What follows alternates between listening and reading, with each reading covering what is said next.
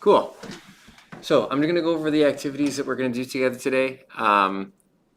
There's a little bit more lesson today than there was yesterday. How did the lab activity go? For the people over here, okay? It wasn't like crazy complicated or anything. If you did get held up at any spot in the lab and you weren't sure about something, tell me, okay? Let me know. Like I'm happy to go back over stuff in the lab. It was meant to be a review of the system, so you get to kind of like test out how the different stuff works in the system and see how changing it affects the end product that you get with your digestion. So hopefully it was an okay review of the digestive system for you. And then there was a little introduction to the respiratory system. Did you guys get a chance to watch the video? You did? Okay. I'm hoping people had an opportunity to finish the textbook reading from yesterday too.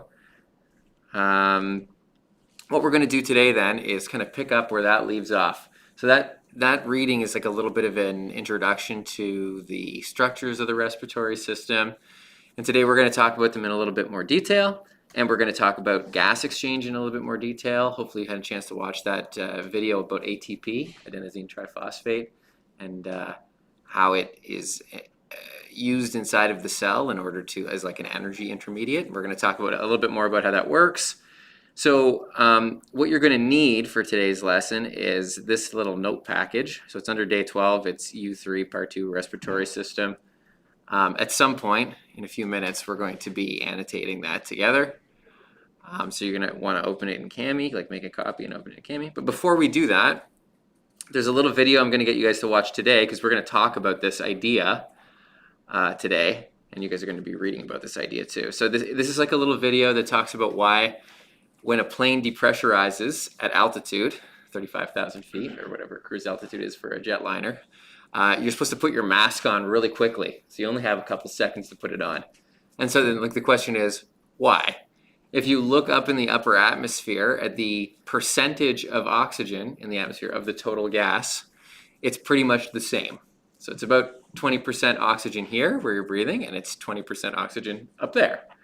So if the amount of oxygen in the air is relatively the same in terms of percentage of the air, then what is the big difference? So there is a difference, obviously. So they're going to talk a little bit about it in this video. And what I especially want you to pay attention to here is how quickly your cells stop functioning when you don't get enough oxygen. So this gentleman, I don't know if anyone's seen this video before, Smarter Every Day, by the way, great YouTube channel, is going to go into a low oxygen environment and remove his mask. And then he's going to do a cognitive test. And then you can see as he is progressively more and more oxygen deprived, what his physiological response is to that and what his psychological response is to that. So you can see, you're literally watching his neurons function less and less well as they're shutting down due to lack of oxygen, okay? And it's kind of cool. So he's not in a zero oxygen environment, I should mention. So it's not like he's like immersed in a gas that is not oxygen. It's just low pressure, all right? Probably, I think he says somewhere in the video that's the same as being at 15,000 feet, I think. So not the same height as a jetliner, but pretty high. Okay, so for the people in class, we're going to watch this together right now. And if you're at home, oh, you guys can't see this. Of course, I'm doing a terrible job here. 1 second. One day I'm going to master the use of this. Here we go. This is the video that I'm talking about. So it's about 11 minutes long. If you're at home, watch this video. It's in the day 12 part of the stream right here. And then we're going to come back. I'll chat about what we're going to do today, and we'll start doing the note together. Okay, so in about 11 minutes. Okay, so what we're going to do today, like I said, is we're going to do a little note together. The note is also linked right there. Once we're done going through the first part of the note, which will take a little while, we're going to talk, like I said, about the structure and function of a bunch of parts of the respiratory system. We're going to talk about the mechanics of breathing. Use my little demo here. Talk a little bit about diffusion, which is hopefully a review from grade 10, but it might not be.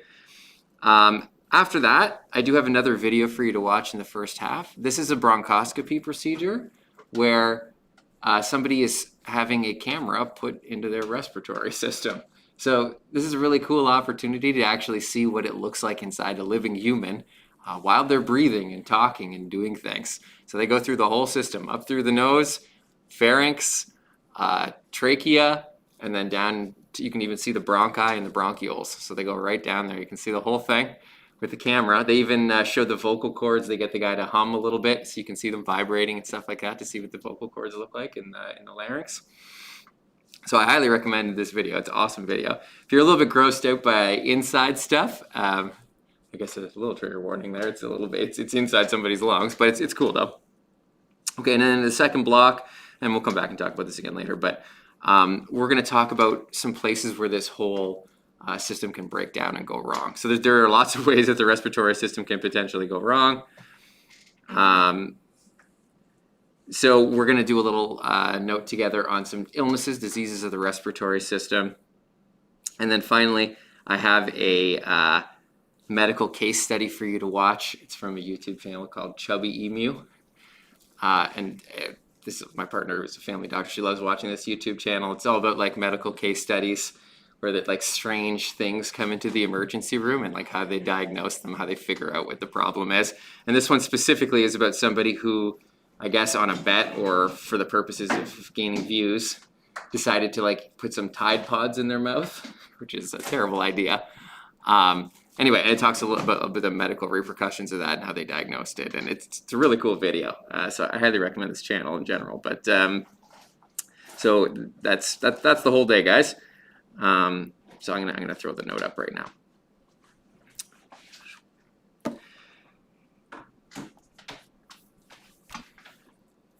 So, first of all, we're going to start off by talking a little bit about diffusion and how oxygen actually gets into this system. So this is in relation to the video you just saw, which is talking about pressure and how when you reduce the pressure, you get less oxygen perfusion. That's what happened to that gentleman that was, what's his name, Dustin? It was in the pressure chamber.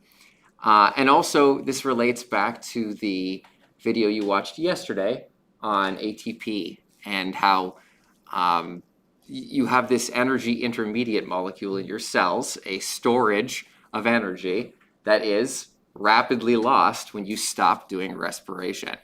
Okay, so let's go through and talk about this stuff. First of all, at least for animals and plants, they all need to do that thing, respiration. This isn't the first time you're hearing the word respiration, I'm assuming, right? You guys talked about this in grade 10, cellular respiration. What's the formula for cellular respiration? If it helps jog your memory, it's the opposite of the formula for photosynthesis. What do you need in order to do cellular respiration? What are the reactants? No? Nobody knows this at all? Really? What do you got to breathe in? What do you need? No, oxygen. Okay, so that's a big one. Make this a little bit smaller. So you need O2. That's it.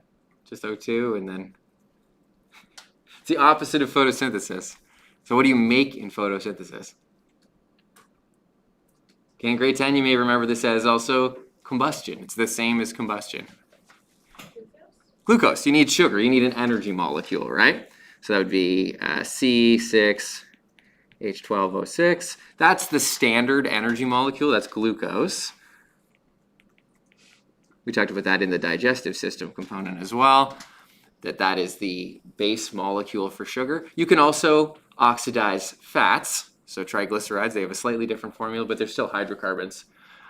So sugars and fats can be used for this purpose, but sugar is the primary one for animals, although, like I said, fat's also a possibility. And then, what are the products?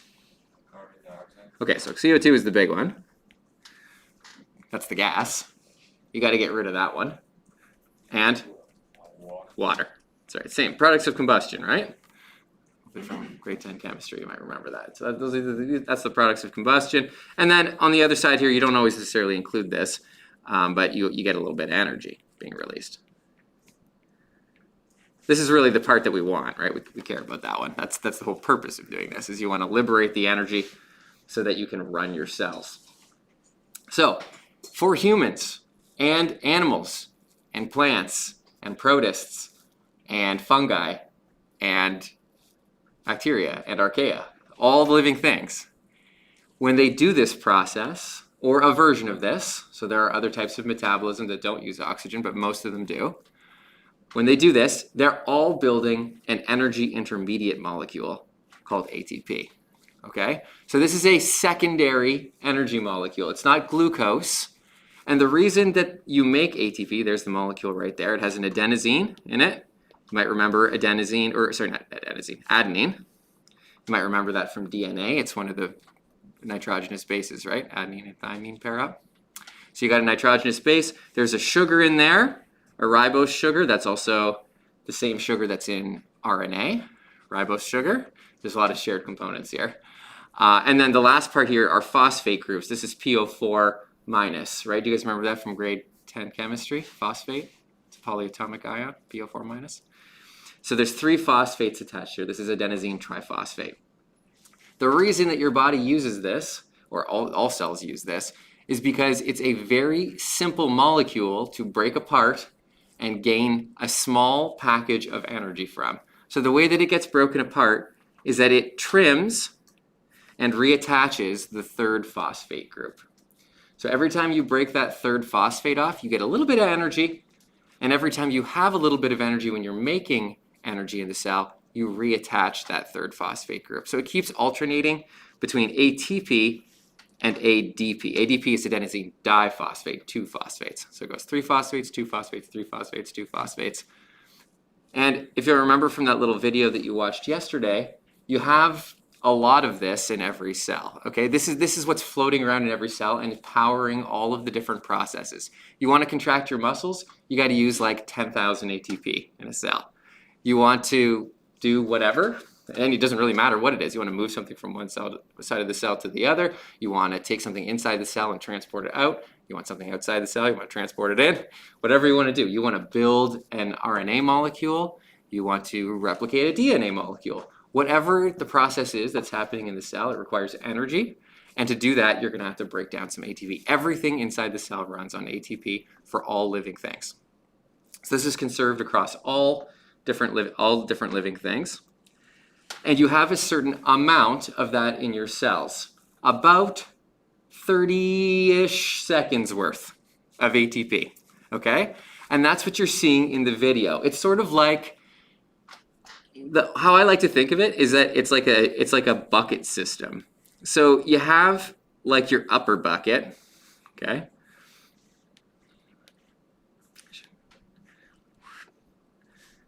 And then this upper bucket right here would be ATP, all right? And that's holding some potential energy. It's up high, okay? And then you have a little hole in your bucket. So you got some ATP spilling out. That water is giving up its potential energy, right? It's falling down and it's converting its potential into kinetic energy. And then you got your lower bucket at the bottom that's collecting all that water that's falling out. And that's like the bottom, that's the ADP. Okay? So as ATP turns into ADP, it gives up some of that energy of position. Okay? Its potential energy is given up. And all of your cell processes are basically like a little wagon wheel, or not a wagon wheel, a water wheel, that's sort of sitting right here. And as the water kind of pours out from the top to the bottom, it's turning the wheel.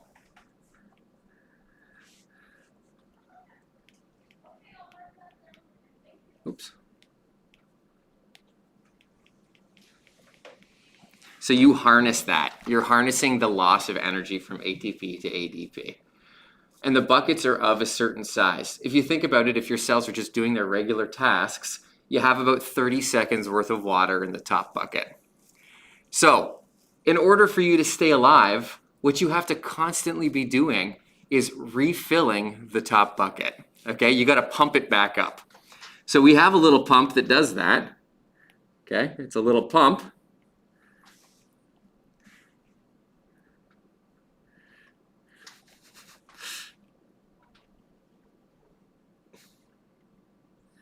Oh yeah.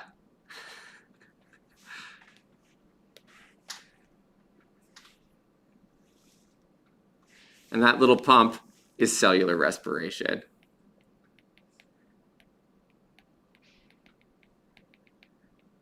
In other words, we have to do this chemical reaction to pump water back up into the top bucket again.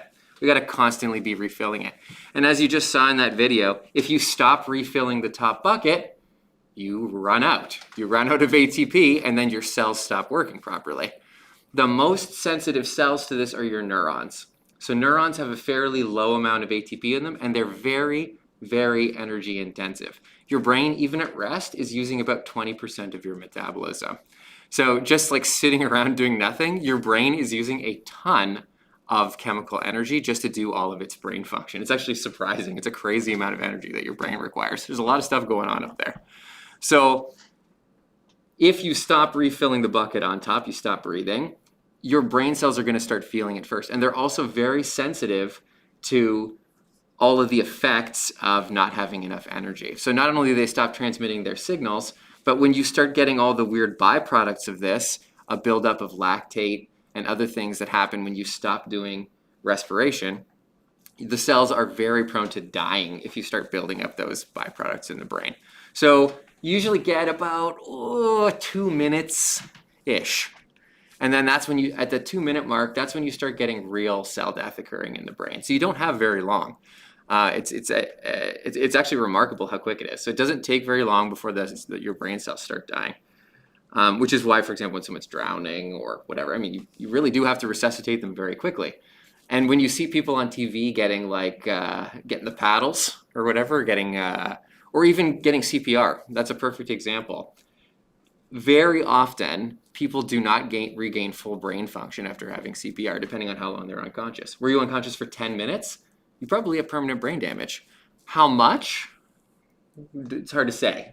It depends on like a whole bunch of different factors. But assuming that you're at room temperature, you start getting brain damage when you stop perfusing your brain with oxygen. That is the purpose of CPR.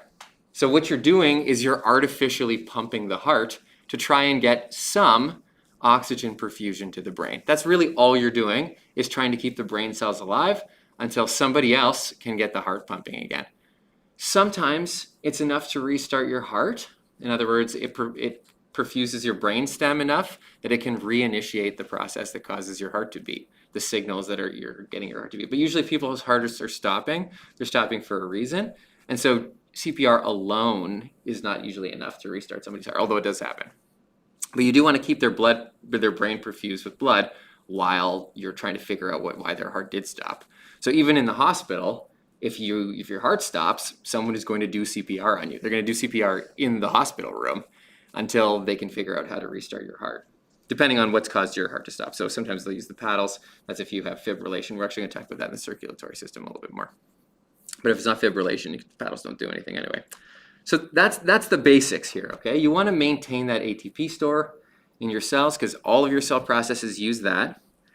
And in order to maintain that, you need to do this chemical reaction. And in order to do this chemical reaction, you have to get this to your cells. So if you don't get that to your cells, if you stop delivering that to your cells, this whole system breaks down and your cells start dying. Now I mentioned that brain cells are the most sensitive to this. There are cells in your body that are not sensitive to this at all, or very insensitive to low oxygen. And one of the big ones is muscle. So muscle is used to operating in a low oxygen state. You have to refill this top bucket, right, when you're exercising. And if you are exercising above the level that you can deliver oxygen to your muscle, and you've done this before, this is when you sprint. When you sprint, you're using energy in your muscles, especially your leg muscles, that is more than you can replenish using this process. Okay, so you start losing cellular respiration is not enough to refill the top bucket. Muscle cells have an alternative form of refilling the bucket. They have a second pump. Okay, actually all cells have this pump, but muscle cells can use it really effectively. So the second pump is the anoxic pump. It's when you produce lactic acid. So you can also use a different pump, not this pump, this is the preferred pump, but you can use the other pump that does respiration without oxygen. It's very inefficient.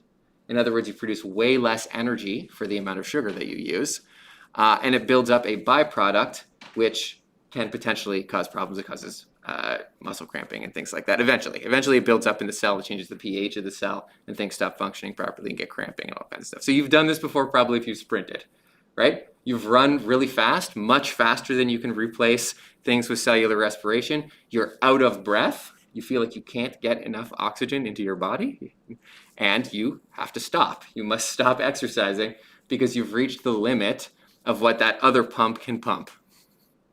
Now, assuming that you're still breathing, your body, your muscles will just reverse that.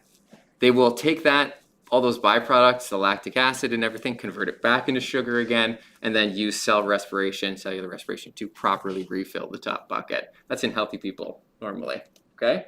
So your muscles can do that. They can operate without oxygen for quite a while. So if you wanted to, and I don't recommend this by the way for anybody, but if you took a belt and you tightened it really tight around your leg, you made a tourniquet, you could cut all the blood supply off to your leg for a while. It's mostly muscle in there. Maybe an hour, maybe an hour and a half, probably not longer than that. And when you opened the belt again, you'd have a ton of extra metabolites and stuff in there because it was anoxic for a long time. And so that actually can potentially cause problems. Don't do this, by the way. But your cells probably won't die. So there's a good chance that the cells in your leg are going to recover from that. There might be some inflammation and stuff. And it's very painful, actually. But it's not going to kill those cells. They can survive. If you did that to your brain, if you cut off the blood supply to your brain, you would be dead. There is no recovery from that. Even if you cut off the blood supply to your brain for 5 minutes, you would be dead. That's unrecoverable damage that would happen at that point. So cells are very different in their sensitivity to no oxygen. Question? With the sprinting, is there like steroids that you can take, like, like make your pump fast? Is that like, you know what I mean? Like, I do know what you mean. So if you want to enhance your athletic performance, what you want to do is increase the size of this pump, this cellular respiration pump. You can do that? Yes, you can. Yes, that's what training does. So there's a number of there's whole courses on this in university, by the way. So I will briefly summarize. But if you want to make this pump bigger, what you do when you exercise is a couple things. First of all, you can increase the size of the pump that pumps blood to your cells. That's the amount of oxygen that you're sending to them, right? So you can increase the musculature in your heart and the size of your heart. So that happens when you train. You can increase the number of blood vessels that go to your muscles. When you train, you actually grow new blood vessels through the muscle tissue and increase the amount of blood vessels, the vascularization to your muscles. You increase the amount of blood cells that you have. You increase the volume of blood that you have. All of these things are to increase the amount of oxygen delivery, right? And lastly, you actually can change the types of muscle fibers that are growing in each muscle so that they are better at processing oxidative metabolism. So over time, through training, you can really, really increase the size of this pump by a lot. And so if you improve that, it just means the amount of oxygen that your muscles can consume before they have to use the other pump, the Anoxic pump, goes way, way up. So that capacity to transport oxygen is called your Vo2 Max. Did I write that on here somewhere? It might be on another page. Anyway, the amount of this right here that you can do is called your Vo2 Max. That's your amount, your volume of oxygen that you can transport at maximum, your maximum transport of oxygen. And if you're comparing athletes, this is what they test in athletes and compare between athletes. So if you're like an elite, because you can measure this. So if you're like an elite cyclist, your Vo2 max might be like 80 milliliters per kilogram per minute. That would be like a super, super high Vo2 max. So it'd be 80, this is high. Or actually, I should call it elite. 80 is extremely high. So that's 80 milliliters of oxygen per kilogram of body mass per minute. Okay, 80 mils per kilogram per minute is like, well, I hate to use Lance Armstrong as an example. That's a bad example. He was cheating. But I should mention, by the way, that how he was cheating was he was increasing the size of this pump through drugs. You can also do that, but to increase the amount of blood volume and red blood cell count and stuff like that. So. But anyway, that's like elite cyclist level amount of oxygen transport.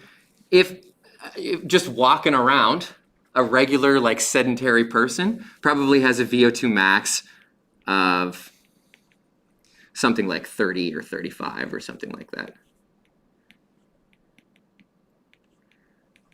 And if it drifts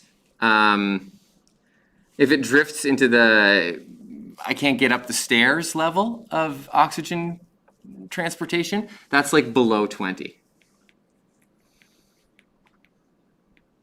So that happens, and we're going to talk about this a little bit later today, but if you have emphysema or you're unable to breathe properly for whatever reason, your VO2 max may actually go below 20, in which case you like, if you stand up and walk too much, you may start going into your anoxic reserve because you just can't transport enough oxygen to just really just walk around.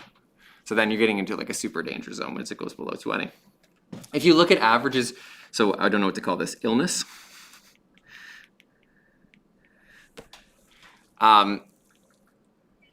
If you look at the averages in the population, in general, the VO2 max of younger people is higher than, this is actually really sad, than it is for older people. So if you like just survey the population, as people age, their VO2 max goes like down, down. Sorry, I guess the graph would be the other way for you guys. Down, down, down, down, down, as people get older.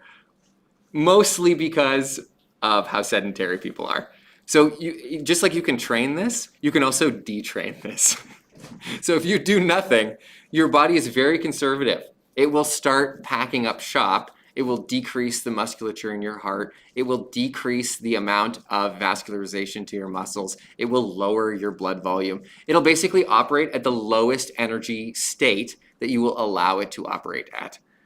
So if you don't do any training, you go into a super detrained state with a very low VO2 max. So that is also possible. You can go the other way. And also to answer your question, yes, you can enhance this with drugs. There are drugs that do that. They're all banned if you're an athlete, but yes, you can. There are side effects to them as well. But okay, that's a good side trip to go on. So what I want to talk about now is this idea of actually getting the oxygen in. Okay, it's outside right now. You have to get it to your cells. We're going to talk about the anatomy of that. So what are the structures that you have to pass this oxygen through to get it in there? But I want to talk about first why the oxygen even goes in the first place. Okay, so if you go to the bottom here, so it mentions here, and there's one really, really key word here, is that this all operates through diffusion. Do you guys remember what diffusion is from last year? Or from really any year from your life experience? This goes back to this is in the grade 8 curriculum, but you may have never talked about it. Does anybody remember what diffusion is? No. Okay. So a very basic level of diffusion is that gases always travel from a high concentration to a low concentration. That's all it is, okay? So this is a really, really important biological concept. In biology and in chemistry, this may be one of the key concepts that you have to understand in order to understand, I would say in chemistry, almost everything. And in biology, almost half of every biological system operates on diffusion. So this idea that gases and liquids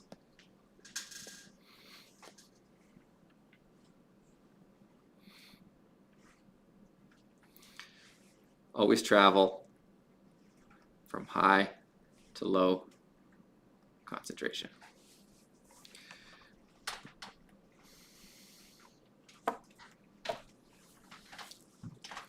So I want to give you an example of this. I'm going to show you a demonstration of this. Normally we would do a lab like this in the lab. There's ways you can do this in the lab, but it's kind of off the table. So I'm going to show you a little computer modeling of this instead. Okay. How do I reset this? Okay. So I want you to imagine 2 rooms. Okay. This is 2 rooms. Can you guys see this at home too? Yeah, it's up there. And you put some gas in one of the rooms. All right, this is just molecules bouncing around as they do, just bouncing off walls and whatever. And the same properties work with liquids as well, except the liquids are a little bit more tightly bound to each other, so they're not just like freely flying everywhere. But within their liquid themselves, they are unrestrained, right? They have translational motion and they can move around. Okay? What would happen if I removed this barrier? You guys intrinsically know this. There's two rooms. I have a gas in one and I have no gas in the other. What would happen if I removed the barrier? It'd move over, right? It's going to move from the area where there is a divider into the other one, right? Now this is a pretty low energy gas right here. In real life, this would be very rapid, right? If there was no pressure on the other side of the barrier, this would be like if you were in the International Space Station and you just like poked a hole in the wall, okay?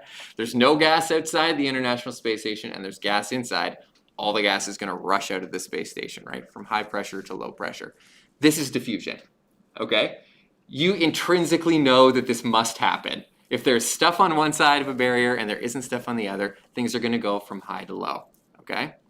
So this is the most obvious example of how this works. And if you look at the actual number of particles on each side, let's see if I can actually show, does it say the number of particles on each side somewhere? How do I turn that on? Oh, it's up here. There we go.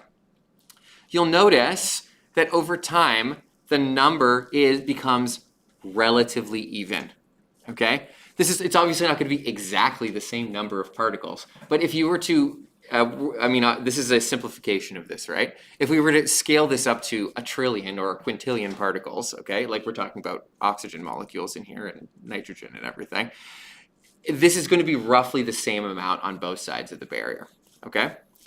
In other words, what this gas is seeking to do is equalize itself between these two areas, okay, in terms of pressure.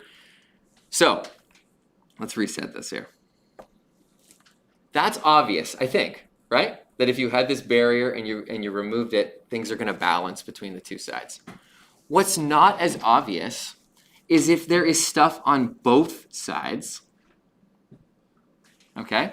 Now we have an equal pressure of gas on both sides, okay? Now what happens if I remove the barrier? This is not as obvious.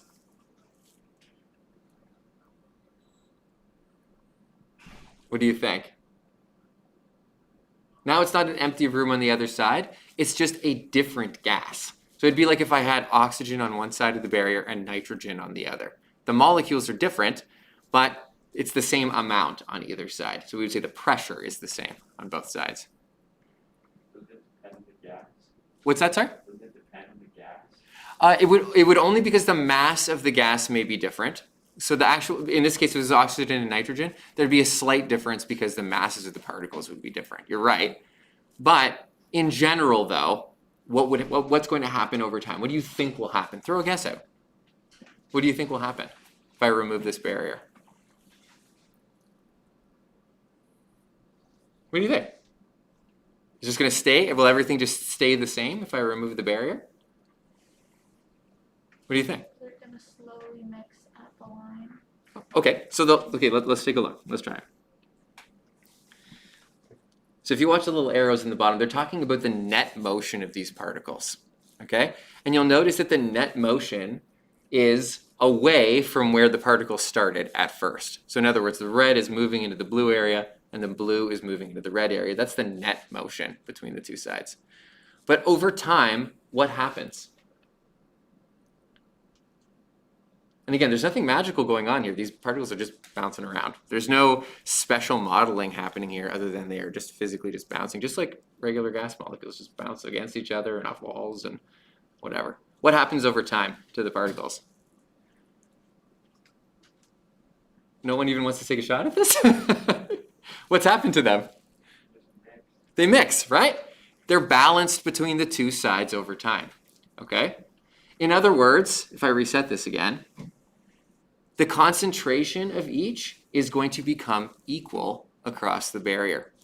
Particles always want to move from high concentration, this is where they are now, they're in a high concentration state, to an area of low concentration. Because the area of red particles on the left is low, but if you remove the barrier, it's going to equalize until there's the same number of particles on both sides. And same thing for the blue.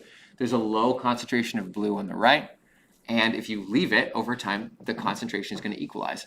Things always move from high concentration to low concentration. And once they reach that equilibrium between the two sides, then there is no net motion between the two sides. Okay? So the key, that's diffusion. That is all that it is, guys, is things equalize between two areas. So, like I said, this is one of the most important concepts in biology, this concept. Because, and I'm going to use this now as an example for respiration. If you have high concentration of oxygen outside in the air, that's where the oxygen is that we want, right? Yes? It's high outside. Let's actually take red totally off the table here and only talk about oxygen, okay? I have high concentration of oxygen on the inside, or on the outside. That's the air, right? And in my blood, that's where I want it to go, right? I want the oxygen to go into my blood so I can send it to all my cells so I can keep this respiration going so that I don't die. So what I want, where is it here? How do I change the number on the other side? Can I do that?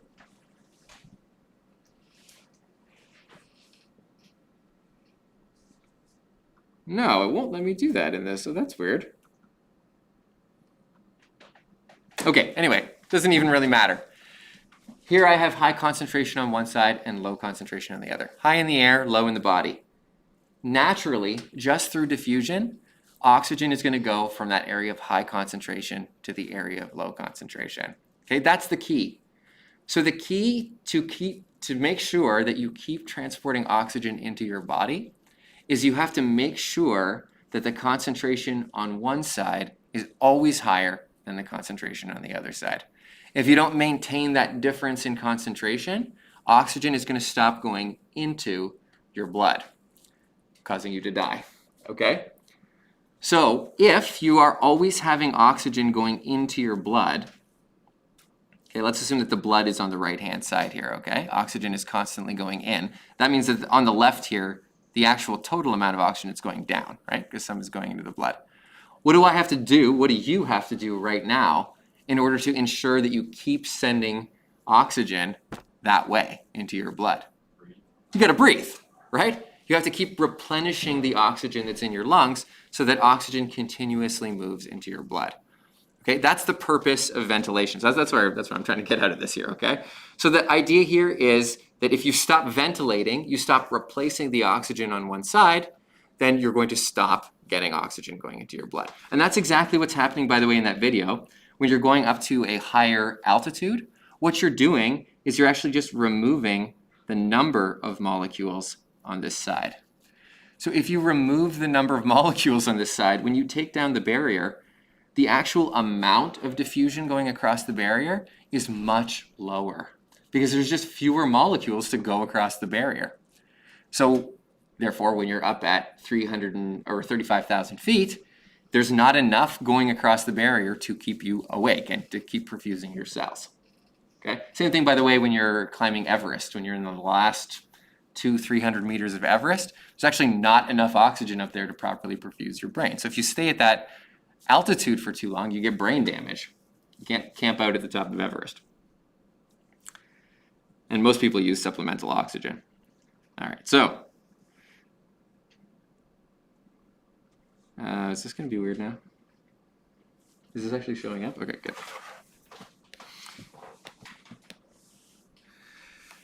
Every once in a while, this thing kind of poots out on me. One sec. Better. Okay. So what you have right here, this is an alveoli. You guys read about this yesterday, is that right? About the actual structure of this? Okay, so this is what's on the inside of your lungs. This is where you want to do the gas transportation. You want to send it from your alveoli into your blood. So there are lots of little blood vessels that are traveling right next to the alveoli. That's these down here. These are called capillaries. And in order to keep you alive, what you need to always keep is high concentration of oxygen in here. when you put things in square brackets, oh, that's hard. Is that hard to read? I think I picked a terrible color for that. Sorry. Let me write that in a different color. Your red's better. In chemistry, when you write things in square, do you guys do this in chemistry? You write things in square brackets for concentration? Do you guys do that? No? Grade 11 chemistry? No? Okay. Anyway, when you write things in brackets, it means the concentration of. Okay? So the concentration of oxygen, you need to keep it high in your alveoli, because in your capillaries, and remember that this blood in your capillaries here is come from all of your body cells. Your body cells have used up all the oxygen, and so you have this blood coming back here to your lungs that has very low oxygen in it. Okay, it's deoxygenated blood. So inside here is low O2 concentration. And if you'll remember from what we just talked about from diffusion, gas always travels from high concentration to low concentration. So that means that gas is always going to be moving in this direction from your alveoli into your blood, as long as you keep breathing. Okay, please keep breathing. So that's the reason that the oxygen is actually going into your blood. It's just traveling because of diffusion. The same thing is true for CO2. So CO2 is being pumped into your blood. Why? Where is the CO2 coming from? Why do you have CO2 in your blood at all? Why is it there?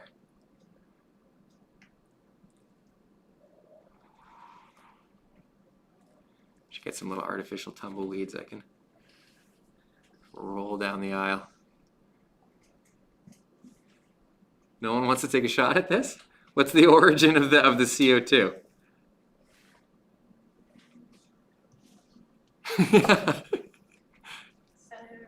Cellular respiration, right? Your cells are doing this process, they're producing CO2, they're dumping it into the blood. So the concentration of CO2 in this blood that's coming from your cells is high. I'm gonna try and use some different colors here. So we've got high concentration of CO2 here in the blood, okay? Because it's coming from all of your body cells that are dumping this CO2 into your blood. And on the other side, in your alveoli, assuming you keep breathing, you're going to keep this low. You got low CO2 concentration in your alveoli as long as you keep ventilating. Because the atmospheric concentration of CO2 is quite low. It's 0.01% or something like that, very low, or 0.03. So if it's 0.03% and it's maybe 6% in your blood, it's always going to be moving from the blood into your alveoli. So this is going to have the same thing happening, which is that you're going to get net movement of CO2 out of your blood as long as you keep breathing.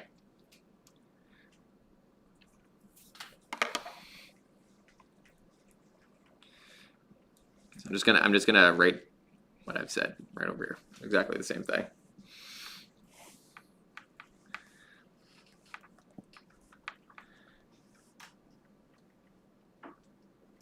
Oops.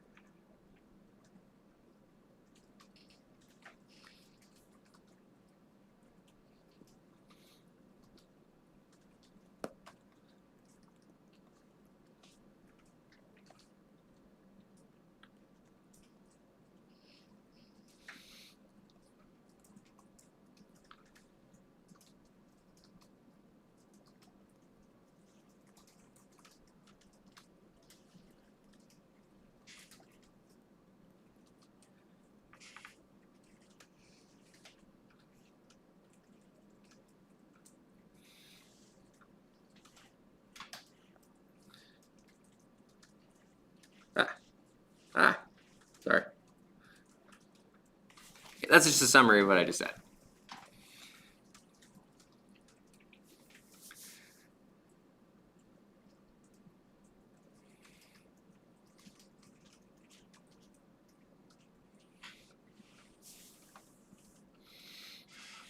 I'm just going to say the opposite is true for CO2.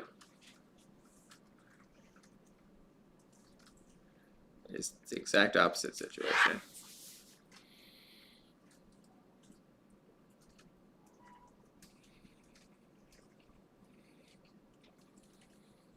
By the way, if you guys have questions at home, feel free to post them as well.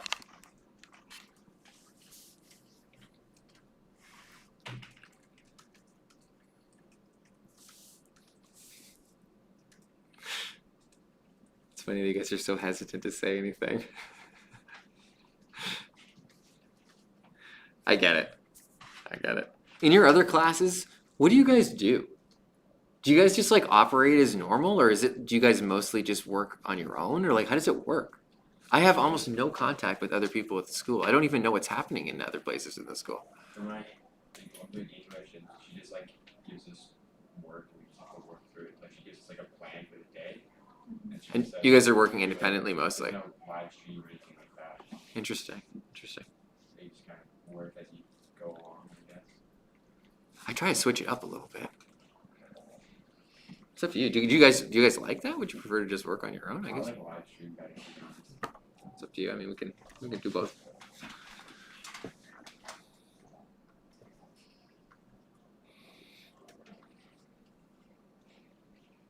You good? We're good? Okay. So the opposite is true if you look at the cell, okay? So imagine all of you, this goes for all of your body cells. All of your body cells are no more than 3 to 5-ish cells away from a blood vessel, which is really hard to believe. Your cells are tiny, but you have blood vessels running through everything. Skin, bone, liver, whatever, you name it. You've got tiny little blood vessels running through everything, and they're never more than 3 or 5-ish cells away from a blood vessel. So the blood is always pumping nearby to supply with oxygen and always removing carbon dioxide. Because inside the cell, you're producing CO2, right? So the concentration of CO2 inside your cells is relatively high. I'm going to use the same color scheme as I did before. I used green for that before. So inside of your cells, you're going to have high CO2 concentration because you're making it in there. And so if you have high CO2 in your cells, and now this blood that's passing by here is fresh blood. This is coming from the lungs. So there should be low CO2 in the blood here. You just removed it at the lungs, right? So there's going to be low CO2 in your blood. And so then the direction of movement here is always going to be from high to low. That's diffusion. So if you've got high CO2 in your cells and low CO2 in the blood, you're going to get this just natural diffusion of gas going from the cell to the blood. No pumping required. All you need to do is just essentially allow the gas to move. As long as it can move, it is going to naturally move in this direction just due to diffusion. Diffusion is keeping you alive right now. These cells are using oxygen to do respiration. So what do you think the concentration is of oxygen in the cell? It's using it up. So what would the concentration be in the cell if you're using oxygen up? It'd be low, right? It's low because you're using it up. Did I use red or what did I use for oxygen before? Red. So inside the cell, you have low O2 concentration because it gets used up. This blood that's passing by is bringing fresh oxygen from the environment, right? It was just in your lungs. So there's going to be high O2 here. So the net movement for oxygen is always going to be into the cell. Again, naturally due to diffusion, you're always going to have oxygen moving into your cells. This entire system of diffusion will continue operating as long as you keep ventilating. That's the key. As long as you keep replacing the gas that's in your alveoli by breathing, this process will continue at the cell, and this process will continue in your alveoli. The moment you stop doing that, you're not going to have this pressure differential anymore where it's high on one side and low on the other side. So once you remove the pressure differential, the gas stops moving, you don't get gas delivered, you stop doing respiration, and you stop refilling your bucket on the top, your ATP bucket. And when your ATP bucket runs out, you're dead. That's how it works. So this is in a very basic level, like this is what is keeping you alive all of the time. Before I move on, so that's like the basics of the chemistry of this partial pressure idea. Does anybody have any questions about this stuff? Okay.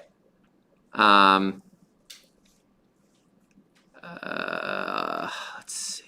I'm going to talk a little bit more about this later when I talk about the mechanics of breathing, how you physically do ventilation. We're going to get to that right at the end. But I'm going to go on a little sideline here and just do a quick review of the structures of your respiratory system and a little bit about the features of some of those structures. So in order for this to work in mammals, and really in all animals, there are really 4 components that every respiratory system has to have in order to do this, in order to get oxygen gas into the system and get it to the cells. So these are the 4 key components of a respiratory system. You need to know these. The 4 key components of a respiratory system. So, first of all, in order to get gas to go from one side to the other, you have to have a thin membrane, okay? If the membrane is thick, it doesn't allow gas to diffuse across it. So that's why your alveoli and these tiny little blood vessels that are running by are actually only 1 cell thick. If you touched them with your finger, they're so thin that you would break them. You would break them with your finger if you touched them. They're quite fragile because they are 1 cell thick. All right, so this is going to come into play a little bit later, but they're fragile. Your alveoli are fragile. You can't get junk in there because stuff starts rubbing against them. You're going to cause all kinds of problems in there. They're quite fragile. They're only 1 cell thick in order for this to work. Okay, so you need a thin membrane. That thin membrane is alveolar tissue, right? And on the other side, capillary tissue. That's the blood vessel. So thin membrane, 1 cell thick. In order for gas exchange to happen, going back to my example here. Oh, did I close it? Shoot.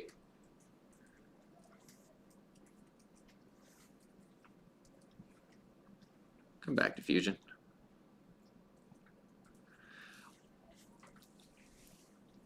Okay. The other thing that you can potentially do here is you can increase this gap in between the 2 rooms, okay? So that is the surface area. That is the area over which we're getting this gas to transport. The bigger the hole in between the 2 sides, the faster the gas is going to equalize across the 2 sides. So in the case of alveoli, you're going to do that by creating the largest surface area structure that you can. And the largest surface area structure is a sphere, which is why the alveoli are spherical. They have the highest surface area to the amount of volume inside, and you want lots of surface area for transport. Okay, so you need large surface area for gas exchange, which is why you have so many alveoli and each one is a sphere. You got to get lots of blood to that area. So you need high blood supply. In your case, in the case for all mammals, you have an entire chamber of your heart dedicated, or a whole side of your heart really, 2 chambers, dedicated to just getting blood to your lungs. That's how important it is to get a high volume of blood running through your lungs, is half of your heart is just dedicated to pumping blood through your lungs. When we do the fetal pig dissection, I'll take apart the heart and let you see it, but half of that heart is dedicated to just pumping blood to the lungs.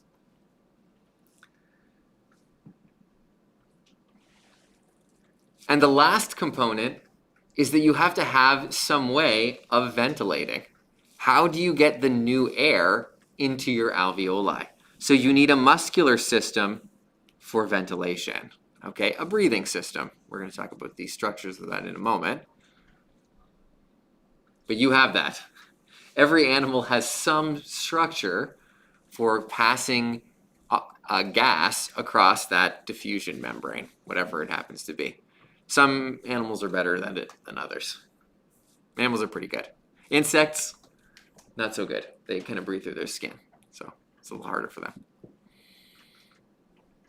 It's one of the reasons why you can't get insects too large, because they breathe through their skin, so it's pretty inefficient. All right, quick review. By review, I mean review from your reading yesterday, so hopefully you remember the names of these. You do need to know the names of the structures of the respiratory system, okay? So you should be able to follow along with this. If you just drew it out, you'd be like, all right, air's got to go through the nasal cavity, oropharynx, larynx, or past the epiglottis, larynx, trachea, bronchi, bronchioles, alveoli. So you should know what these structures are called, okay? So the first part here is the nasal passage, and we're going to talk about some important structures in the nasal passage. The pharynx, or sometimes called oropharynx. The oropharynx is just sort of like the back of the mouth and the throat.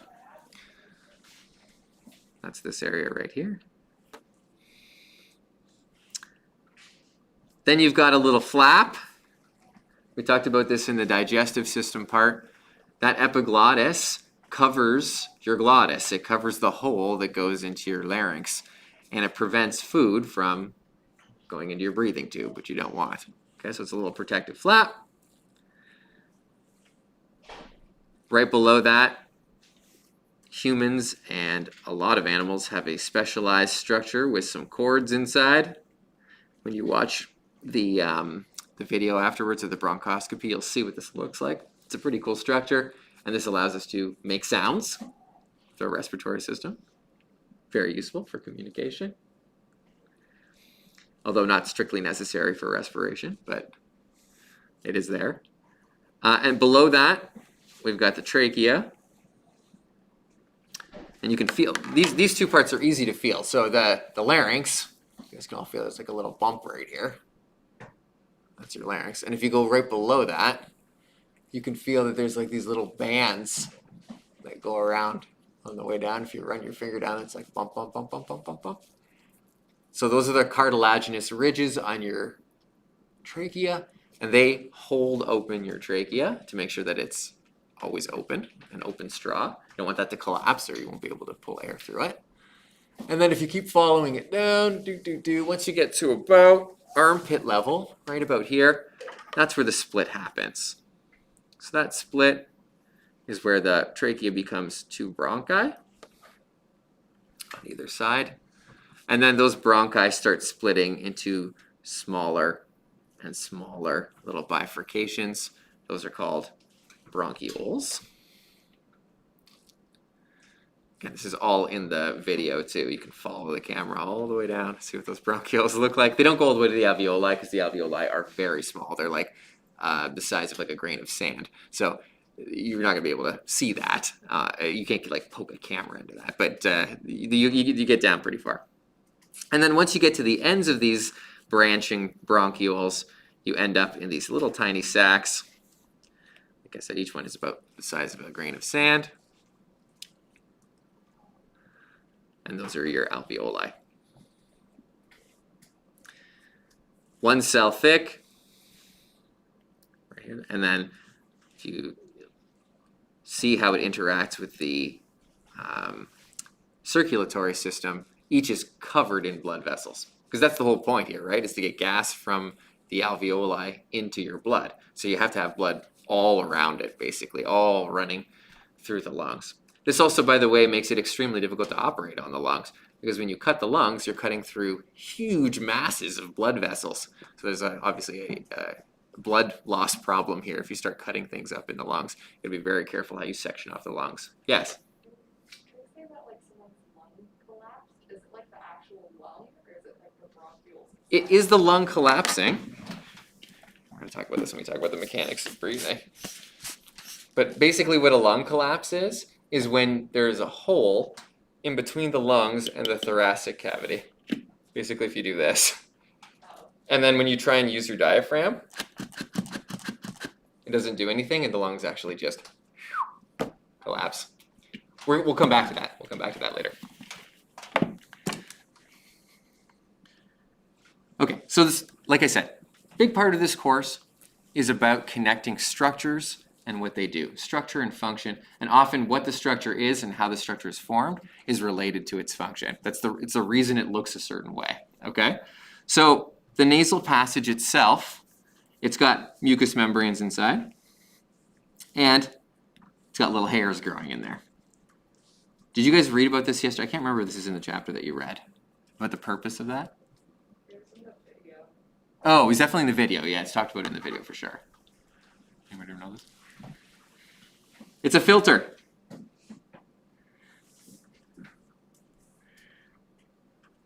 Why are you going slow? I might have to close this again.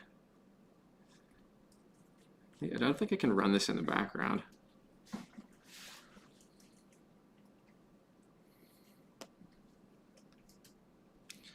Oh, I didn't save that.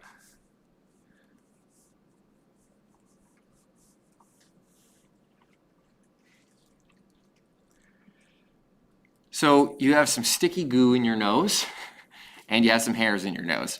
And the purpose of that is to filter out junk, okay? As I mentioned, your alveoli are very sensitive. They're only 1 cell thick, and you can't get junk in there, or they just don't function properly. They don't allow gas exchange to happen. Yes? For people who have like those diseases where you get fluid in your lungs, like if it's so sensitive, how do they survive? Which diseases are you referring to specifically? Like, pulmonary edema and stuff like that, like where you just like build up fluid, or like if you're swimming or something like that, you get water in your lungs. If it's just water, so you've aspirated a small amount of water while you're swimming, you can remove that. You can cough that up, and to some extent, you can actually absorb that into your blood. So small amounts of water are not a big deal. Large amounts of water are a big deal because they can potentially cause infection, or you may not have capacity to actually remove the water, and then you don't have gas exchange happening in those alveoli that are filled with water. So you can get drowning occurring after drowning. Secondary drowning, where you haven't drowned, you didn't die, but you have enough water in your lungs that you're actually not perfusing your body properly with oxygen anymore because there's too much water in your lungs. I don't know what the treatment is for that. Usually if there's been a drowning incident, it requires some kind of medical observation after the fact. So they don't just like send you home and be like, you made it, everything's fine, don't worry about drowning anymore, because you can get secondary problems from having water accumulate. There are different reasons to have that liquid in there. If it's caused by an infection, that's called pneumonia, and that can potentially be fatal. It causes respiratory failure, the inability to properly perfuse your blood with oxygen. That is what, when people die from the flu, or actually for COVID, that is the reason that people die from respiratory failure. So it has to do with an inflammatory response in the lungs, and also often a pneumonia response in the lungs, preventing oxygen from going across the barrier. Did I answer your question? It can be very dangerous potentially. Yes? Do you work in a job with like lots of sawdust and stuff and you inhale it? Like what happens to that? It's not super good for you. Large particulate matter like sawdust, it's usually quite large. Yeah. It's usually captured by the upper part of your respiratory system. But honestly, if you're dealing with a large amount of dust on a daily basis, you should probably be wearing a mask. Almost every type of industrial exposure to dust requires mask use, which is kind of a pain. Sawdust is a very large dust particle, so it's probably of least concern. But I wouldn't say that there's no concern, especially for long-term exposure. Do you want me to investigate that for you more? I can look into that. Yeah, my job kind of has a lot of dust and stuff. Okay. So I inhale a lot of it. Most dust exposure like that does require mask use, but let me, I'm gonna make a note of this and come back and, give me 2 seconds. I keep a list of questions.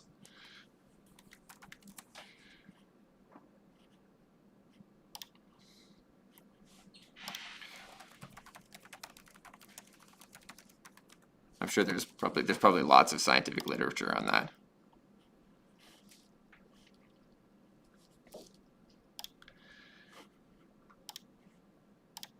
Okay. Anyway, that filters out the big stuff usually. Okay, the stuff in the upper respiratory tract. The epiglottis, as previously mentioned, nice little flap, prevents food and swallowables from going down your trachea.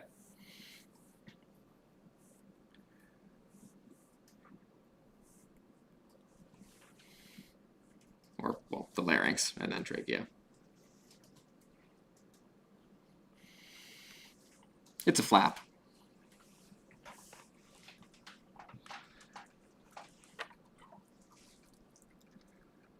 The trachea itself has a couple important features, and of course I made a spelling mistake when I made this last night.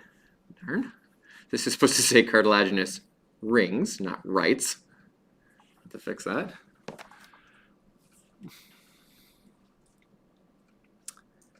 So the rings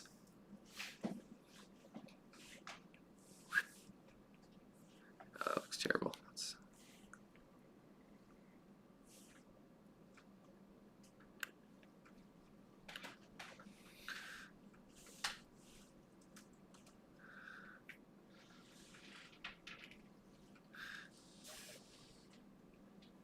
What? That's never happened before. A little line fell off the page. What is happening?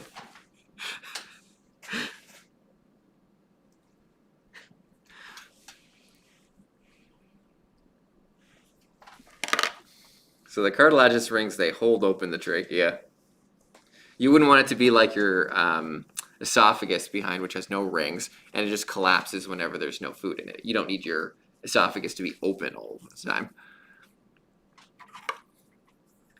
But this thing you do. It's pretty important to keep breathing. And then secondarily here you have your ciliated epithelium. So the ciliated epithelium, what's going on here?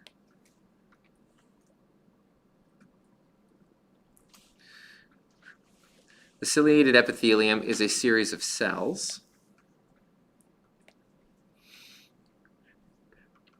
This is the lining of the trachea. And if you zoom in, you look really close at those cells, they actually have these teeny tiny little hairs growing on them. I'm going to show you an electron micrograph, an electron microscope picture of one of these later on. This is in the presentations in the second half.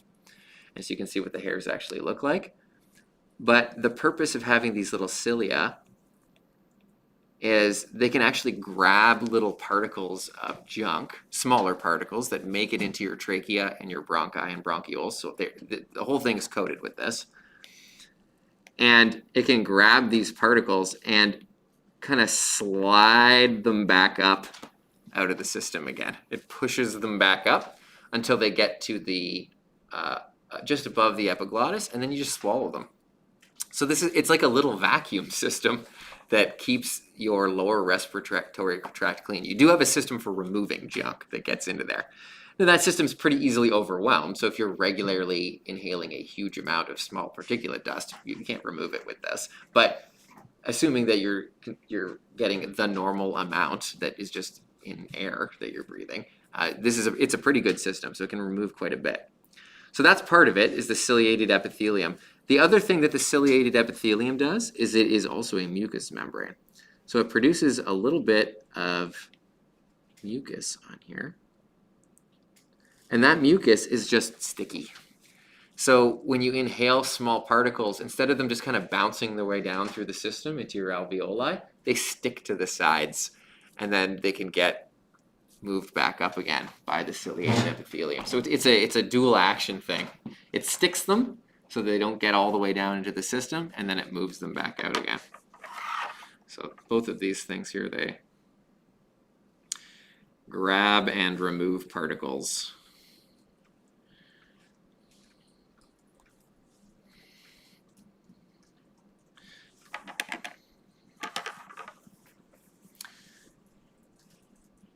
So that's in the trachea, the bumpy part right here. You got some ciliated epithelium. And then if you keep following the system down, it's also in the bronchi and the bronchioles.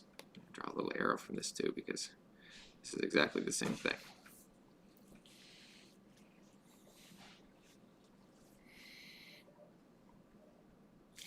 You don't have them in your alveoli. Those ciliated epithelium, those little hairs and stuff, would get in the way of gas exchange. Remember, it's a one single cell membrane for gas to go from the alveoli to the blood. So you can't have all this extra stuff in there or it just gets in the way. So the alveoli are just a single epithelial cell, a very thin epithelial cell.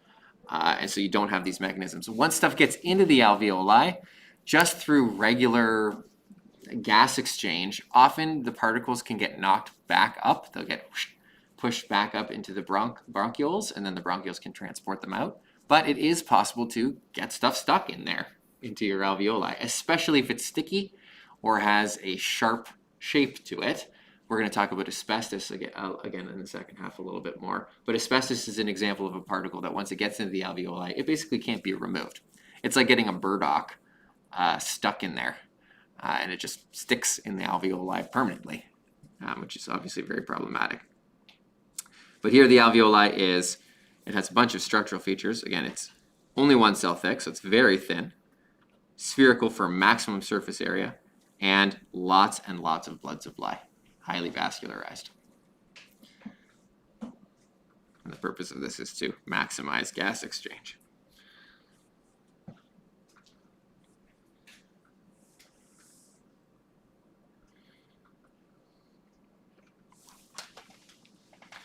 So those are the basic features of these structures that just make this system work really well. It's a pretty good system. Usually serves you pretty well your whole life.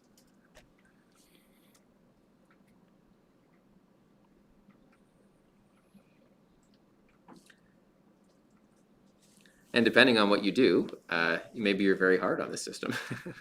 So it's generally pretty resilient. Good at keeping itself clean. Good at getting that gas into your blood, keeping you alive.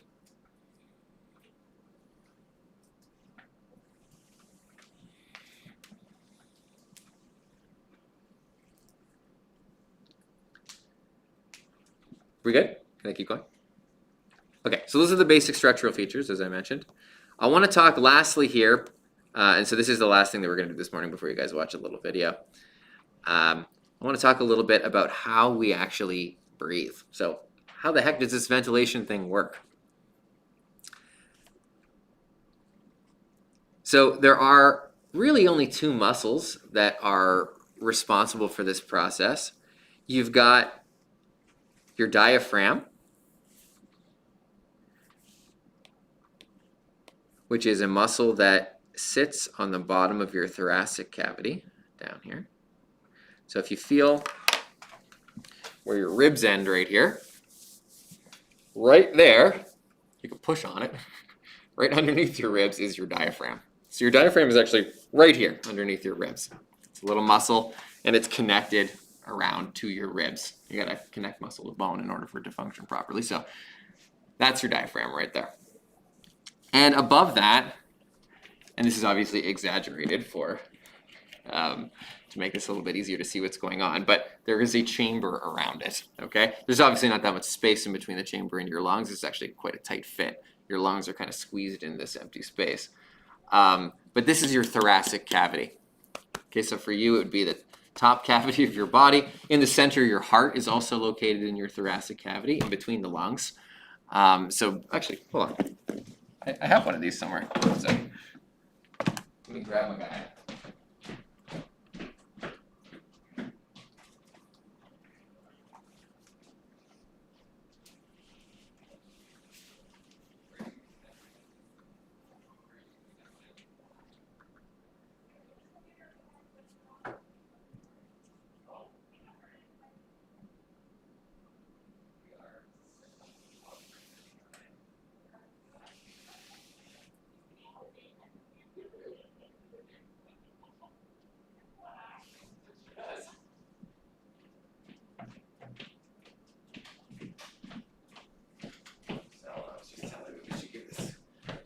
Name. It's just guy, gal. Direct camera up here so you guys can see this at home too.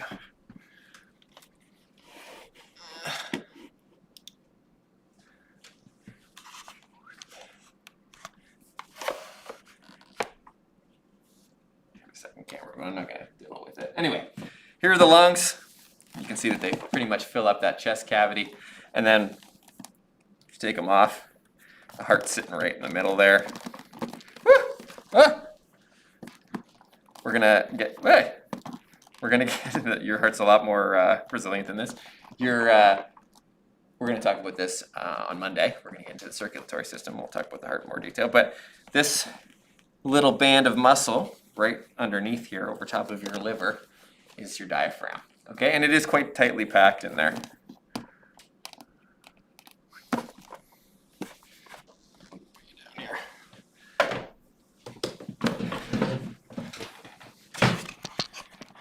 Okay, so how do you actually breathe? When you inhale, that's an energetic process, okay? You have to expend energy to inhale. So we say that inhalation is an active process. Whoop. I'm gonna autocorrect that, eh? Hey.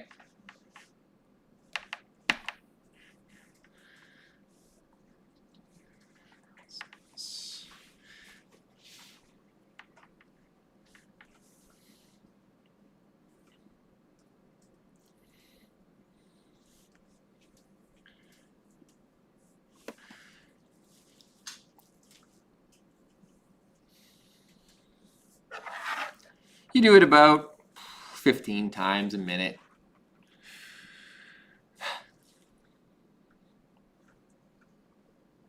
And it occurs when you contract your diaphragm. So when you contract your diaphragm, what happens is you pull that muscle down. It's a downward pull. And the area in between this area right here basically gets negative pressure put on it. It's pulled, okay? It's an empty space, and if you pull on it, I'll show you right here. When you pull on it, it's going to create negative pressure in the thoracic cavity, which is going to pull the lungs open, okay? The reason for that is you're going to make low pressure in the lung. Okay, you're pulling this down and creating a low pressure in the lung. And you have a relatively high pressure then outside the lung. Okay? The only way for these two to equalize, because there's no hole in your chest, right? If you had a hole in your chest, by the way, this won't work, and that's what you're talking about collapsing the lung. So if you have a hole in your chest, when you create a low pressure in the thoracic cavity, it's just going to equalize by going in through the hole. This happens, by the way, if you get shot or stabbed in the thoracic cavity, or you have a really serious car accident or something and it creates a hole in your thoracic cavity. It's a good way to get a collapsed lung. So you have a hole in your thoracic cavity, and all of a sudden when you contract your diaphragm, it doesn't do very much anymore, and it allows your lungs to collapse. But in this case, if you have a high pressure outside and a low pressure inside, this is the same as this is diffusion, right? We were just talking about this. What way is the gas always going to move if you have a high pressure and a low pressure area? Into the low pressure, right? Exactly. So you're going to see a movement from high pressure to low pressure. That's the principle of diffusion, okay? So if you contract your diaphragm and create a low pressure in your lungs, gas is going to go into your lungs. That's inhalation.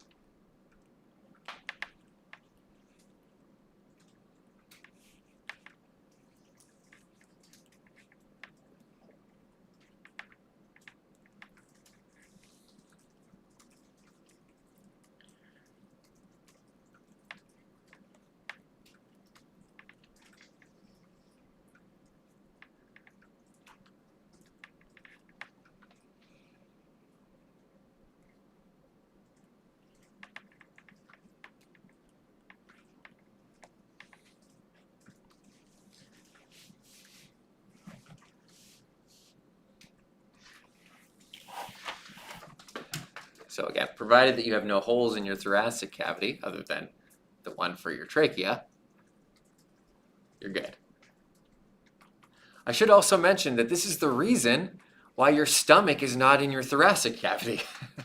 So if your stomach was in your thoracic cavity, every time you contracted your diaphragm, you would also pull air into your stomach because there'd be a low pressure area in your stomach. So you would be pulling air into your stomach every time you breathe. But because your stomach is actually below your thoracic cavity, it's underneath your diaphragm, it has no effect on the pressure. So you don't pull gas into your stomach every time you breathe in. Handy.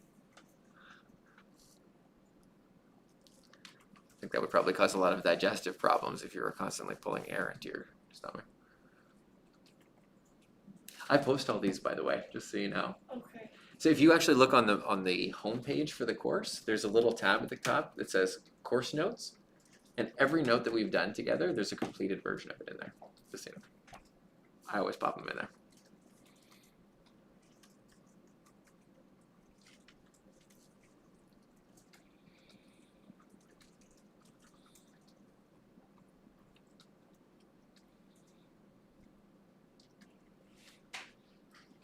Any questions about how that works? That's fairly straightforward.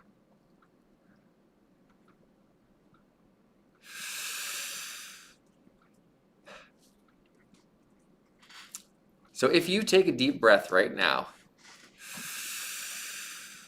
and then you want to exhale, what do you have to do from a movement perspective? What do you do to let it out?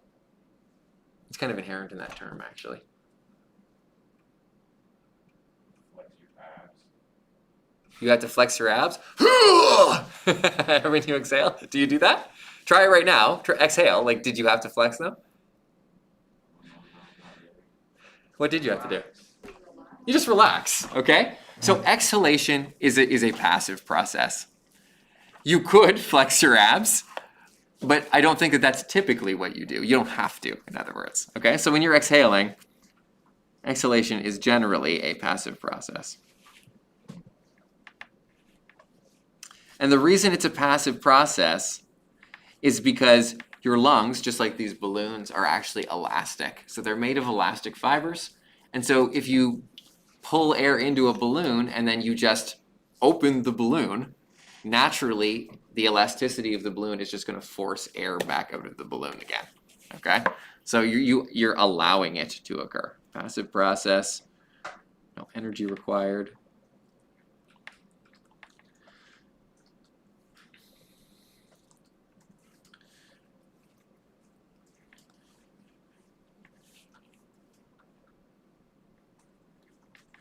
You relax your diaphragm, and the elastic properties of the lungs create a high pressure area in the lungs. Oh, I should say area.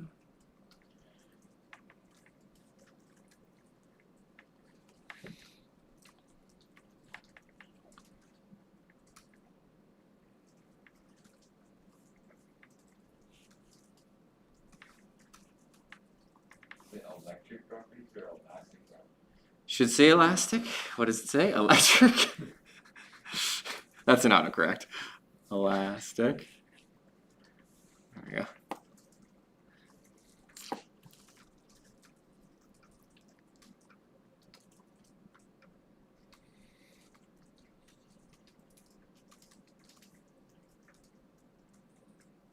That's supposed to be a period at the end. Come on.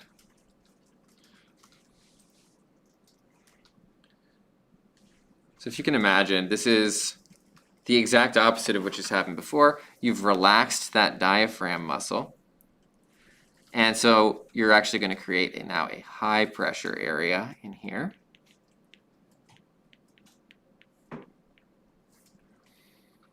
And it's relatively low pressure outside. Oops. And whenever you have a high to low pressure, you're just going to get movement from high to low. Exhalation.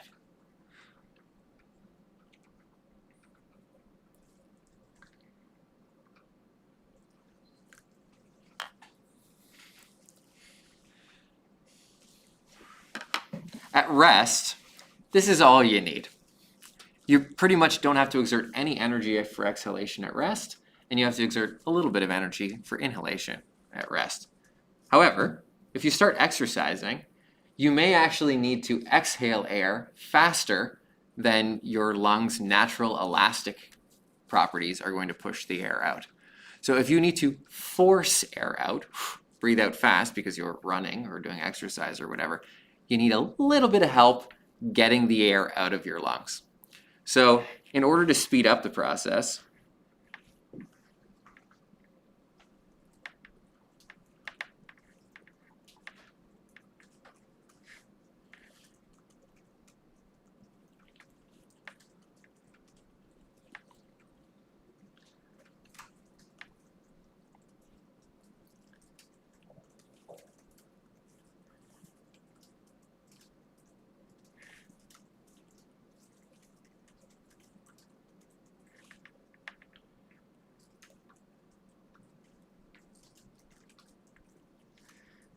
you actually have muscles in between your ribs, and that's called your intercostal muscles, and you can constrict those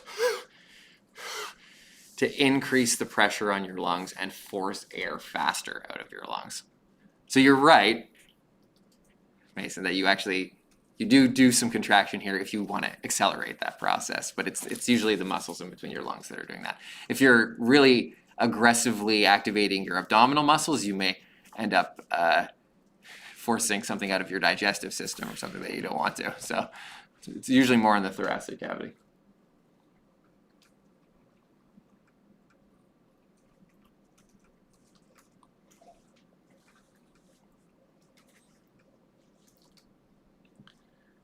So it is true that you can actively exhale as well, especially during exercise. That's like, you really got to get this thing going fast because you're exercising. It's pretty cool though. Your lungs don't have to have any muscle tissue in them at all, and then they can still do this process, which is pretty impressive. It's kind of a cool system. What a wacky evolution to happen. Any questions about how this works? This is just the mechanical process of ventilation, how you actually get the air in there. All right. Last thing I want to mention here before I'm going to give you guys a break. You can watch a quick video and then you can eat your lunch. I want to talk about how your body actually knows to do this. In other words, what can you sense?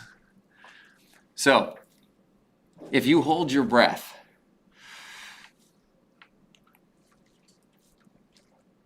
what happens?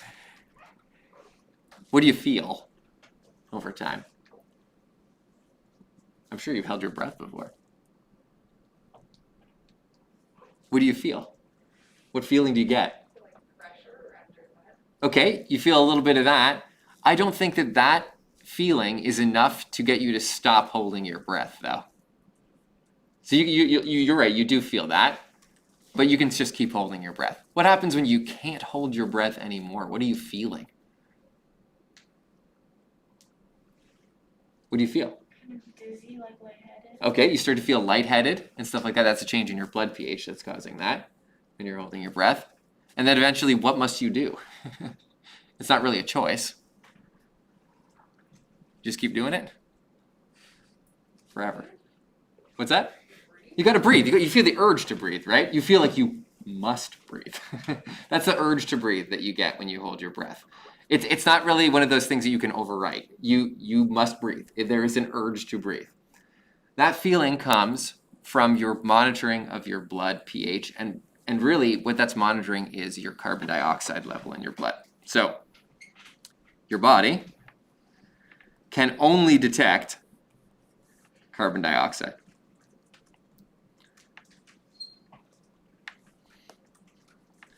Really importantly here, it cannot detect oxygen. There is no mechanism at a cellular level for your body to detect oxygen in your blood.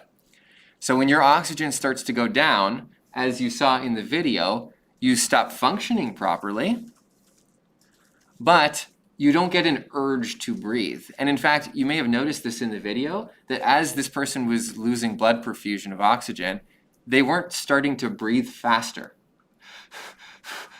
You didn't see them increase their respiration rate. And that's because their body can't even tell that there's not enough oxygen going into it. There's no mechanism for your body to do that. And the reason for that is that you can only detect carbon dioxide. And in that video, his blood was not accumulating carbon dioxide. He was breathing regularly. The carbon dioxide was leaving his blood just like normal. So there's really, from a physiological perspective, he didn't know that he was becoming deprived of oxygen. Yes? So should he have been like breathing more rapidly? Not in that case, because, oh, are you saying that have helped? Yes, it would. If you could like notice that you're starting to feel lightheaded, like should you start breathing? It depends why you're feeling lightheaded. Are you feeling lightheaded because you're not getting enough oxygen? Well, if you're in an oxygen chamber and you just like feel lightheaded. In that case, it would be beneficial to breathe more. So for example, let's say you're climbing Everest. You do need to breathe more. You need to breathe more often, and you train to do that, to force yourself to breathe more. But you don't necessarily have an increased urge to breathe.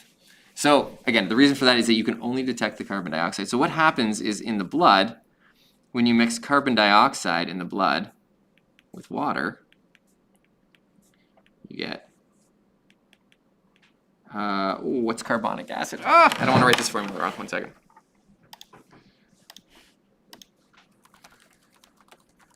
I should know this. H2CO3.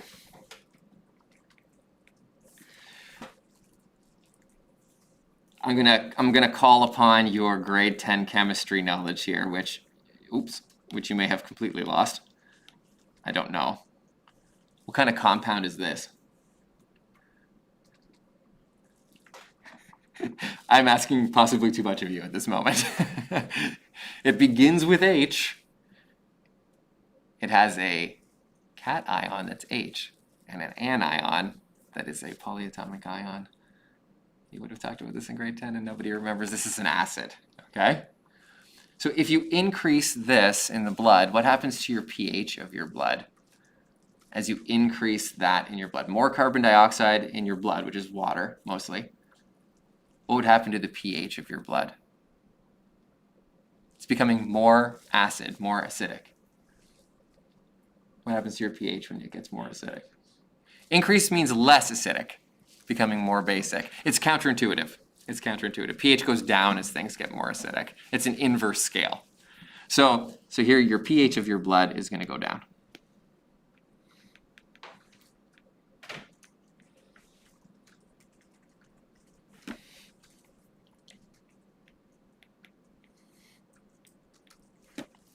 So the more CO2 you have in your blood, the lower your blood pH gets, and that your cells can detect. So as that happens, when your blood pH goes down, you have more carbon dioxide in your blood, that tells you, do this, okay? Breathe, or breathe more, okay? So the higher the carbon dioxide concentration in your blood, the more breaths per minute you will have, okay? Just naturally. So if you exercise, that's going to increase your CO2, decrease your pH, and cause you to breathe more. It's what makes you breathe more when you exercise. You will naturally do this. But it's completely dependent on CO2. Normally this is not a big deal, okay? This is totally fine when you're just walking around. You want your body to breathe more when you produce more CO2.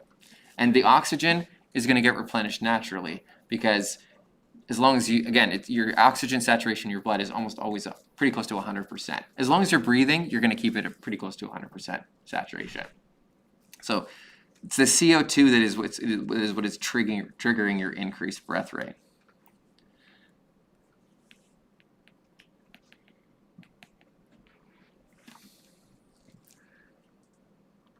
So conversely, what would happen if you hyperventilate?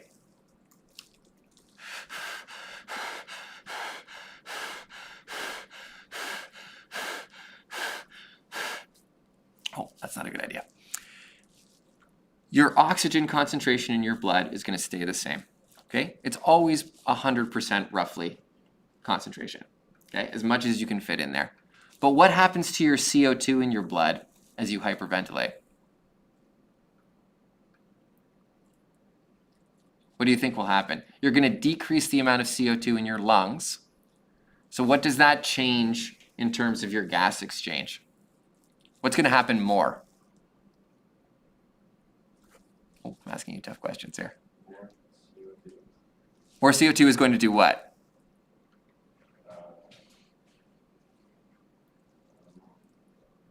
Do you want to add to it? Oh, more CO2 is going to leave. It's going to leave your blood, right, and go into your lungs because there's less CO2 in your lungs, so there's more pressure for CO2 to exit your blood. If you have lower CO2, you're going to have less acid in your blood, right? Less carbonic acid, which means that your pH is going to go up. And when your pH goes up, even just by maybe 2.2 on the pH scale, not very much, okay, it doesn't take very much, that already is enough to start affecting your neurons. You guys have hyperventilated before, right? Breathed too much. How does it feel? How does it feel in your head, in your neurons? How do you experience that physiologically when your pH goes up in your blood?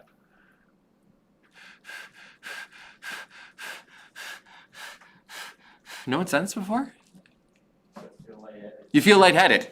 So the reason you feel lightheaded is because that small change in pH in your blood, of acidity in your blood, is actually enough to make your neurons work less well. Your brain is actually not functioning at peak because you've changed the pH a little bit in your blood. Makes you lightheaded. Okay, you're less coordinated. Question? Can that have like a more permanent effect? Long term, if you are it's hard to intentionally hyperventilate long term. But if you are hyperventilating for some other reason long term, so you have some other physiological problem that's causing you to hyperventilate long term, yes, that will change eventually your blood chemistry over a long time. Your cells will have to compensate because that pH is not healthy or normal for your brain cells. So they have to do something biochemically to compensate for that. And so yes, there is consequences of that long term if you do it long term, not short term.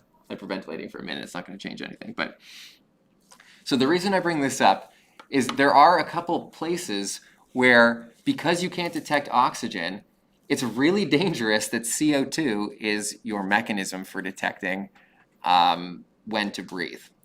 For example, let's say that you're going to go snorkeling. This is the one where it really becomes apparent for people. What would happen if you hyperventilated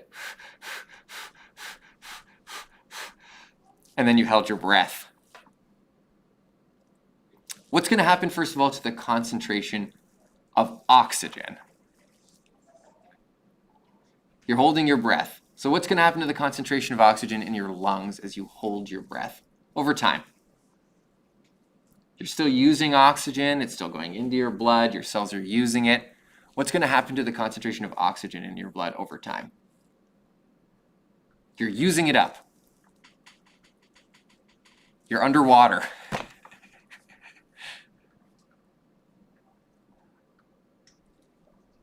You have 10 liters of oxygen in your blood. This is just a number I'm throwing out of my head here. Over time, what's going to happen to that number, assuming that you stop breathing? It's going to decrease, right? It's going to go down. You're going to use up the oxygen. You've removed all of the CO2 from your lungs by hyperventilating, okay? And that's your only way of detecting that it's time to breathe. Other than that, you have nothing that's telling you that it's time to breathe. There's no urge to breathe because it's only reliant on CO2. So now it's going to take a much longer time for CO2 to build up in your lungs. In that case, if you've hyperventilated before you hold your breath, there's an excellent chance that you're going to run out of oxygen before your body has enough CO2 to tell you to breathe, okay? So under normal circumstances, that never happens. But when you're snorkeling, because people hyperventilate before they dive, you might actually have the O2 run out before the CO2 gets high enough to tell you that it's time to breathe. And when you're underwater, it's one of the worst times to become unconscious because you don't really have a great opportunity to continue breathing at that point. If you're above water and you become unconscious, obviously you will self-correct, right? You'll just start breathing again. But underwater, this can be very deadly. So when people do, for example, deep diving, have you guys ever seen this, like competitive deep diving, where you like take a deep breath and go really deep? You have to hyperventilate before you do that, at least a little bit, because if you don't hyperventilate, you're not going to make it all the way down without having like an extreme urge to breathe, which is really not a good idea when you're super deep. But you do have to have safety people there in case you become unconscious during your deep dive. So you will see safety divers that are around them because people do just suddenly become unconscious when they're diving. And if that happens and you don't have anybody nearby, you're probably going to die. So anyway, I thought that was interesting. So keep in mind that your rate of breathing is totally controlled by the amount of CO2, not by the amount of oxygen. CO2 is what controls breathing. All right.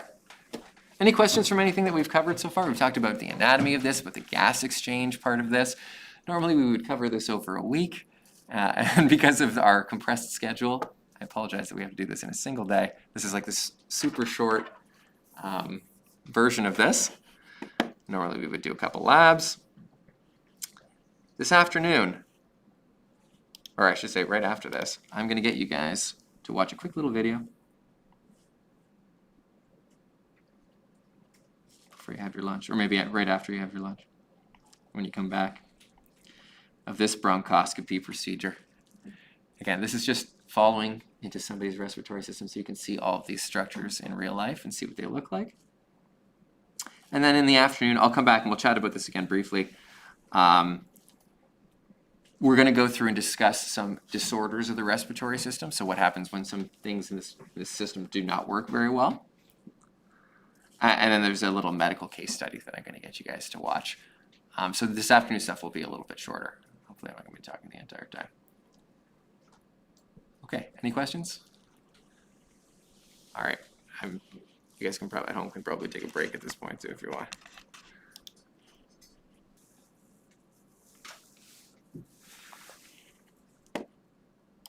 See this at all? Okay, good.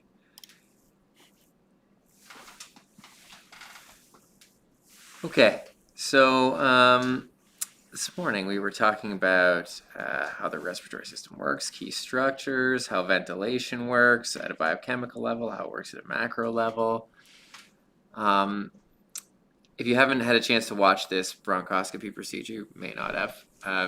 You can just watch that once we're done talking about the respiratory illnesses. But if you're interested, it is pretty cool though. I think it's cool, especially getting to see the vocal cords. Keep in mind that I don't know how long this video is. You don't have to watch the entire thing. It's 12 minutes long, but you really only need to watch like 3 minutes of it in the middle. So you can like skip through. The guy talks about the anesthetic and like all this other stuff as part of the process. And you can pretty much just skip over all that stuff. So you don't need to watch the entire thing. Okay, let me open up the little presentation here. Let's talk about some respiratory tract disorders. After we do this, by the way, I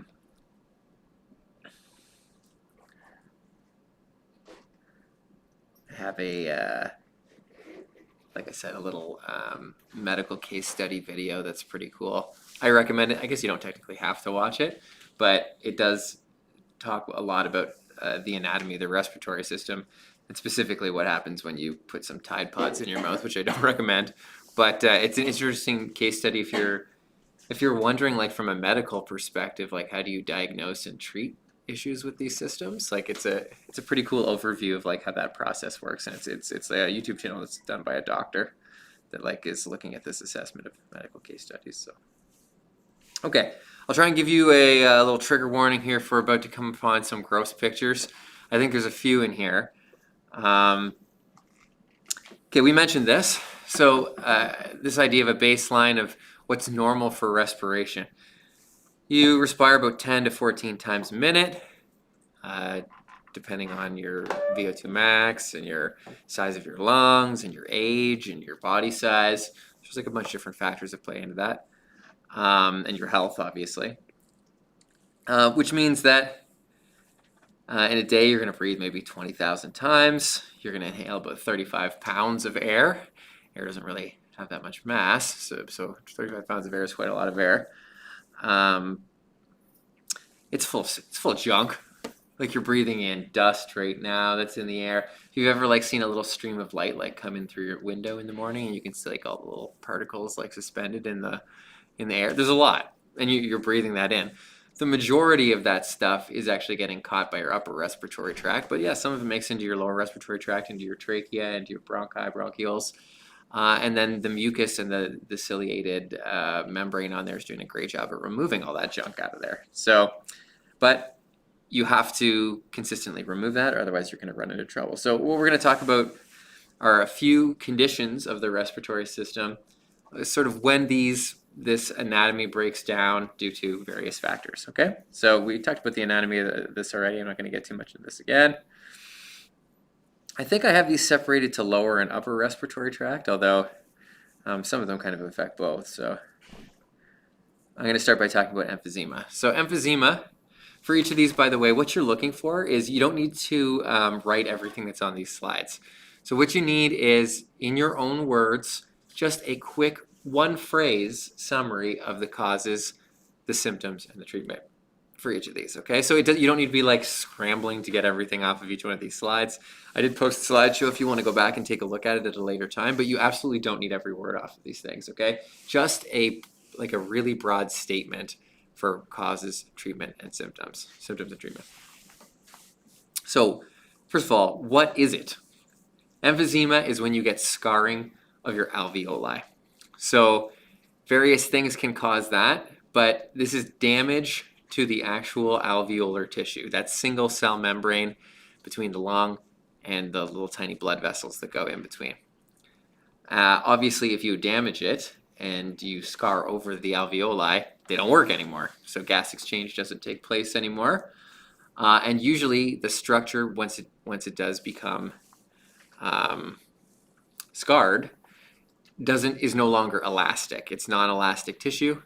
And so it actually makes it more difficult to exhale. That's one of the symptoms of emphysema, because you just don't have elastic tissue anymore. So it's hard for the natural elasticity of the lung is not assisting you with exhaling any longer. So you lose lung elasticity, and obviously you're removing your gas exchange surfaces in your lungs. So you lose your ability to perfuse your blood with oxygen. If it's a small amount of the lung that has emphysema, then it may not have a significant impact on your ability to perfuse your blood. But I mean, generally these things are occurring in multiple locations, and emphysema tends to start in the deepest areas of the lungs, mostly because it's the most difficult to remove contaminants from those areas. So once they get really deep into the lungs, it causes the small airways, which are the bronchioles, when they're just before they enter the alveoli, to collapse. So they get scarred over as well and they collapse. That's small airway collapse. And it just becomes difficult to move air through those parts of your lung. So one of the things that you tend to get an expanded chest cavity, which is called barrel chesting. So that's one of the symptoms of emphysema.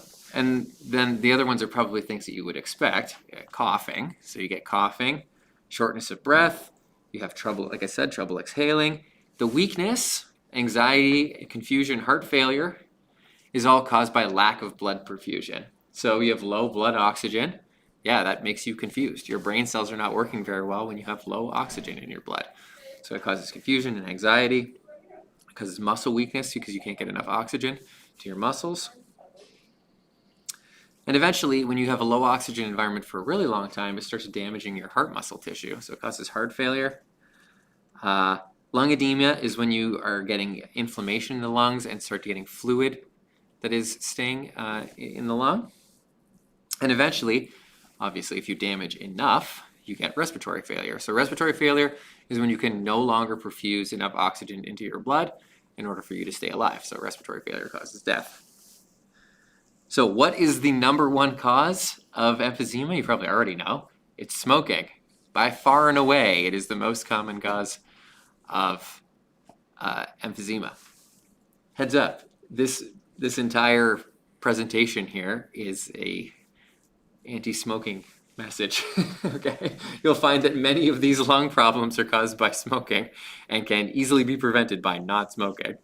So this is one of them. Okay, so this is primarily caused by smoking. Now I will say that there is a pollution aspect to this as well, especially if you live in the developing world and you're in an environment where you're exposed to a lot of particulate matter.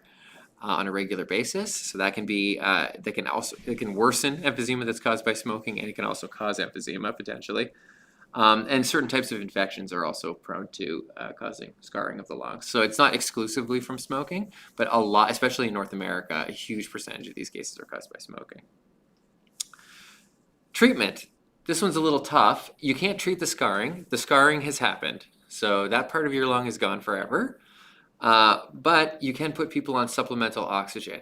So going back to that diffusion example that we had, basically what you do is you just increase the concentration of oxygen on one side of the barrier just by giving somebody pure oxygen as opposed to just 20% oxygen. So if you give them pure oxygen, it forces more oxygen across the membrane that you have left. It just makes it more easy to perfuse what's remaining. So, so you can't give people supplemental oxygen. You may have seen people walking around with supplemental oxygen machines. They have them on like a little cart and then with like a little tube going in. So that's a supplemental oxygen machine. It's providing them with oxygen constantly. Usually for emphysema, although there are other conditions that they use those for. Questions about emphysema before we move on? I have a picture of an emphysema lung. There's an example on the right. That's a CT scan of lungs with emphysema, and you can see the dark regions in there, those black regions. Those are just dead regions of the lung. So they are no longer being perfused with oxygen. The tissue is technically alive. It's receiving blood flow, but it's no longer being used for perfusion of oxygen into your blood. So this person has maybe like 30% emphysema. That's a very significant emphysema of one of the lungs. And then I guess this image is not too bad, but this is a smoker's lung. And you can see the pockets of the lung. All the black pockets there are emphysema pockets. So those are permanently scarred over from exposure to cigarette smoke. They're also, by the way, a totally different color from a non-smoker's lung. So a non-smoker's lung is pink, and this is sort of like a, how would you describe this? Grayish brown. So that's mostly from exposure to the toxins that are in cigarette smoke. Okay, moving on. Asthma is on your sheet as well, right? Asthma is an interesting one. Asthma, I'm just going to jump forward to the next page. I'll come back to this one in a second. If you look at the bronchioles and the bronchi, there is a layer of muscle that actually circles the bronchi and bronchioles. It's not super useful to have a muscular layer around there. Quite possibly in a previous evolutionary iteration, somewhere in our evolutionary history, there was probably an important function for muscle around the outside of our bronchioles. It doesn't really serve a super important function anymore, and we're not 100% sure what the original function of that muscle was. But it does have the ability to constrict, and it usually does so in response to inflammation, which is caused by, an asthma attack can be caused by all kinds of things, but it's basically a fake out of your immune system. Something has triggered your immune system, and your immune system is causing this muscle constriction to occur in order to prevent something from getting into your lungs. It's mistaking something as an allergen or mistaking something as a threat, and therefore causing constriction in your lungs. It can also be activated by stress and a couple of other factors as well, but it is an immune response that's occurring. So the stress is causing an immune response. So obviously if you get constriction of that muscular layer, that's going to cause the area in the center where air flows to be much smaller, and makes it quite difficult to breathe. And also we mentioned that there is mucus lining your epithelium, your ciliated epithelium. It also increases the mucus production when you have this, this immune response. And that, again, that mucus production is supposed to be there to help get contaminants out, but when you have that constriction happening along with the increased mucus production, it actually impedes your airflow. Okay, so it can make it quite difficult for people to breathe. So what happens? You can't breathe. You cough. You experience shortness of breath. In general, those attacks can be precipitated by exposure to an allergen or possibly pollution. infection can exacerbate asthma. Sometimes emotional stress can be a trigger for people with asthma. But all of those things are causing that inappropriate constriction of the muscles around your bronchi and bronchioles. A couple things you can do for asthma. You guys have probably seen people take inhalers before for asthma. They're very common. There's two main types of inhalers. So the one type of inhaler is immediate treatment for an asthma attack, a current asthma attack. So that inhaler is a muscle relaxant. It prevents muscles from contracting. That's what it does. So when you inhale it, it relaxes the muscles around your bronchi and bronchioles and causes them to open up. So that's a muscle relaxant. Those are also known specifically, if you inhale them, as bronchodilators. Bronchodilators are just muscle relaxants that you breathe in. As a more long-term treatment, often there's a second inhaler for people with asthma, and those are immunosuppressants, often in the form of a steroid. So you inhale a steroid, an immunosuppressant that prevents that immune reaction that you get with an asthma attack. And that one is more of a long-term treatment, so you don't take that necessarily when you're having an asthma attack. You take it regularly. That reduces the amount of immune response that your bronchi and bronchioles will give to a inciting incident, like an allergen. So those are the main treatments. There are some novel treatments for asthma also that are in the works in various stages of clinical trials. There's one where they use like a hot piece of metal. They like push it into your bronchi and they heat it up and it damages the muscle lining. I don't know exactly how it works because it doesn't damage the epithelium. I have to investigate this more. But by heating it up, it damages the muscle layer below and it makes it so that the muscle can't constrict as well. So that's kind of an interesting one. That's a novel treatment that's sort of in clinical trials. There's probably side effects to that, but so there are potential other treatments that are available, but these are the really common ones. The inhaler ones are very common. That do cause the symptoms and treatment there? Did I catch them all? I think so. And then this is just triggers for asthma. Lots of things. Mold, pet allergens, dust, smoke, all kinds of things. I've never heard of cockroaches being a trigger for asthma, but I guess they can be. Bronchitis. Bronchitis is more of a general term, as it's not referring to a specific illness. And itis, any type of itis in biology, is an inflammation. Pancreatitis, hepatitis, tonsillitis, appendicitis. Anytime you heard about an itis is just an inflammation of that thing.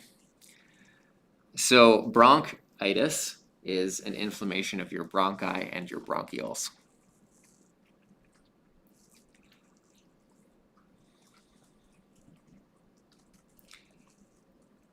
So it is sort of similar to an asthma attack.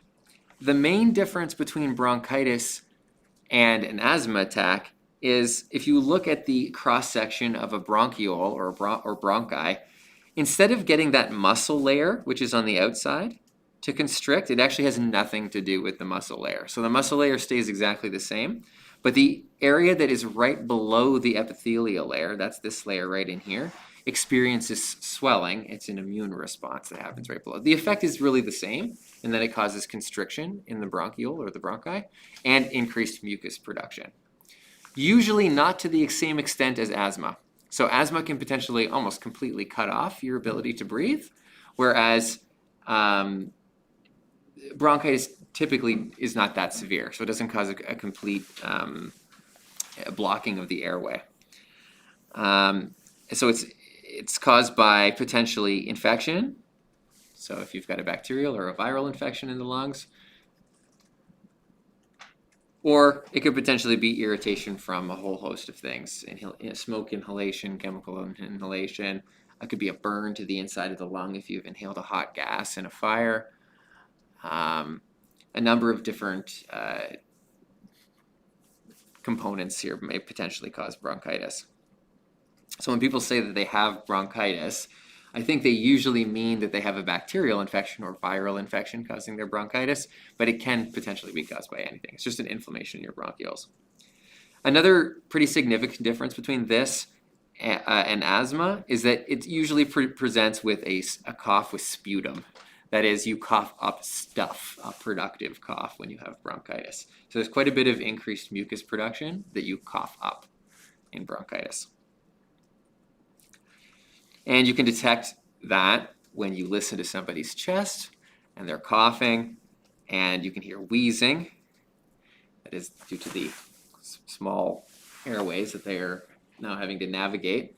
And you can usually hear rattling. It's a rattling cough. You guys have probably had this before. If you had a bad cough and you have like stuff in your lungs when you're coughing, that you probably have some form of bronchitis.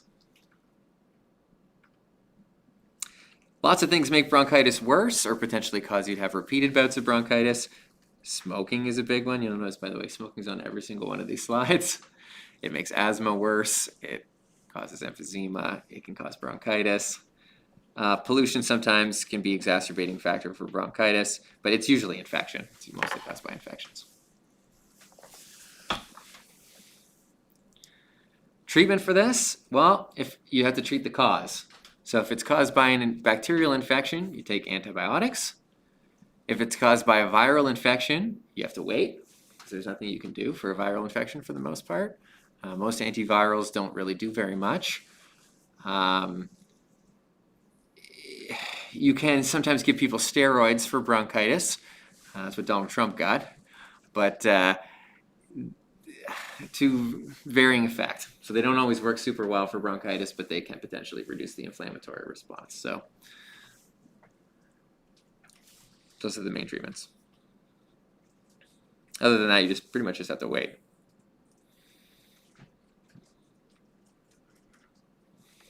Am I good to keep going? Yeah. Pneumonia. So bronchitis and asthma are both issues with the bronchi and bronchioles. Pneumonia is an issue with the alveoli. So when the alveoli get inflamed, you can potentially get fluid that aggregates in the alveoli. So fluid aggregating in the alveoli is called pneumonia. The most common cause of pneumonia is a bacterial infection, bacterial pneumonia. There is a strain of bacteria, specifically pneumoniase, that cause, or strains of bacteria called pneumoniase that cause pneumonia. But obviously other illnesses cause pneumonia as well. Viral infections, there are several fungal infections that cause pneumonia. There are some parasitic infections that cause pneumonia, although those are mostly in immunocompromised people. There's not a lot of parasites that cause pneumonia in healthy people. But you can also get pneumonia from getting a heat injury or chemical injury to the lungs. So you inhale something noxious like acidic vapor or hot gases that can damage the alveoli, cause pneumonia. Most often, as I mentioned, pneumonia is caused by a bacterial or viral infection. And so if that's the case, you're going to get fever to go along with it. That would be part of your immune response to the infection. But you always get cough and chest pain. Chest pain is a big one because the tissue is oxygen starved and it's preventing your alveolar tissue from being flexible because it's filled with water, and so then it causes pain on inhalation and exhalation. So it's painful. It causes difficulty in breathing. This is one of the main symptoms of if you get severe COVID is pneumonia. You can pretty much get pneumonia at any age. It's interesting. It says leading cause of death among the young, the old, and chronically ill. So a lot of illnesses, the flu would be a great example of this, that eventually can potentially kill people. People I think already know this, that you can die from the flu. When you die, you're usually dying from respiratory failure that's caused by pneumonia. So pneumonia is the thing that gets people in these respiratory illnesses. It's the same thing with COVID. So that's what gets people that if those illnesses are going to be fatal. And they're usually the most severe in the very young and the very old, or people that are immunocompromised. Treatment for pneumonia, if it's a bacterial infection, you can give them antibiotics. If it's not a bacterial infection, you give people rest, and then you hope that they fight it off. Some illnesses, you can help treat pneumonia with steroids, and they potentially could also use muscle relaxants to help open the airway. But realistically, that's not going to affect your pneumonia very much. So pneumonia is a wait and see thing unless it's a bacterial infection. You just have to do your best. It'd be cool if we could just have some way to like vacuum out the liquid out of the alveoli, but it's just because the alveoli are so small, they're like grain of sand size. It's just really not possible to do. Yes? If you hung upside down, would it drain out or get closer? No. And it has to do with the shape of the alveoli. It may be difficult to see on this slide, but imagine this flipped upside down. So if you flip this upside down, because of the nature of these shapes, they actually still hold the fluid, but just in the top part of the alveoli. So most of the fluid doesn't actually run out the bronchioles. It actually stays in the alveoli because they're spherical, and the exit is not always at the top of the sphere. Does that make sense?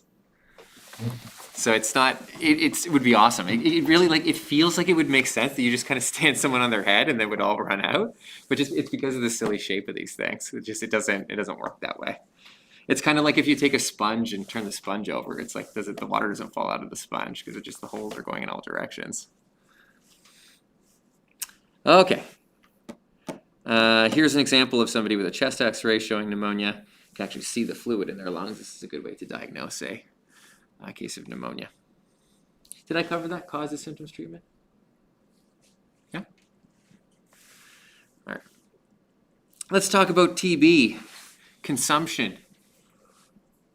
Did you guys ever have to read a book in English class from like the turn of the century where they talk about consumption? We're going to see. You saw a movie and drama. It's like right around the turn of the century, this was a really big deal. It's a wasting illness. It's a bacterial infection. And so if you have TB for a long period of time, eventually it is fatal. So this is a real scourge around mid-1800s to early 1900s. It was probably very common before that. So it used to be called consumption. It's caused by a bacteria called Mycobacterium tuberculosis. That bacteria is fairly rare in North America, so there are not a lot of cases of North American TB. There's a vaccination for TB, but in general, we don't get that vaccination in North America. So you probably haven't had a TB vaccine. I haven't had one. But there are places in the world where TB is endemic. That is, it's very common. India is an example of a place in the world where TB is very common. And so if you go there, you can get a TB vaccination before you travel. I don't know if it's recommended, but it's probably not a terrible idea. So that bacterium, Mycobacterium tuberculosis, it grows in clusters called tubercules, little tubers, which is gross. I could look up some pictures on the internet, but you probably don't want to see it. It's gross. It's little orange clusters of bacterium. And for the most part, it stays restricted to your lungs. So you take in the tuberculosis by somebody coughing and you inhale the bacteria, and then it grows in your lungs for the most part. It can spread to other parts in the body. So you can get the tubercles growing in your abdominal cavity or in your brain. The brain is the worst if you get it there. And it can also potentially progress from one area of the body to the other, although it usually takes quite a bit of time for that to happen. So the symptoms that you get with it is a cough. Often the cough is blood tinged because the tubercules, they irritate the lining of the lungs and they cause it to bleed, and so then you cough up blood. Because it's a bacterial infection, your immune response has a fever associated with it. A lot of people get sweating at night with tuberculosis from high fever. And because of its effects on your metabolism and stuff, it usually causes weight loss and loss of appetite, which is one of the things that leads to people dying. They say that people waste away when they have TB. Again, if you've seen it in a movie, that's what they talk about.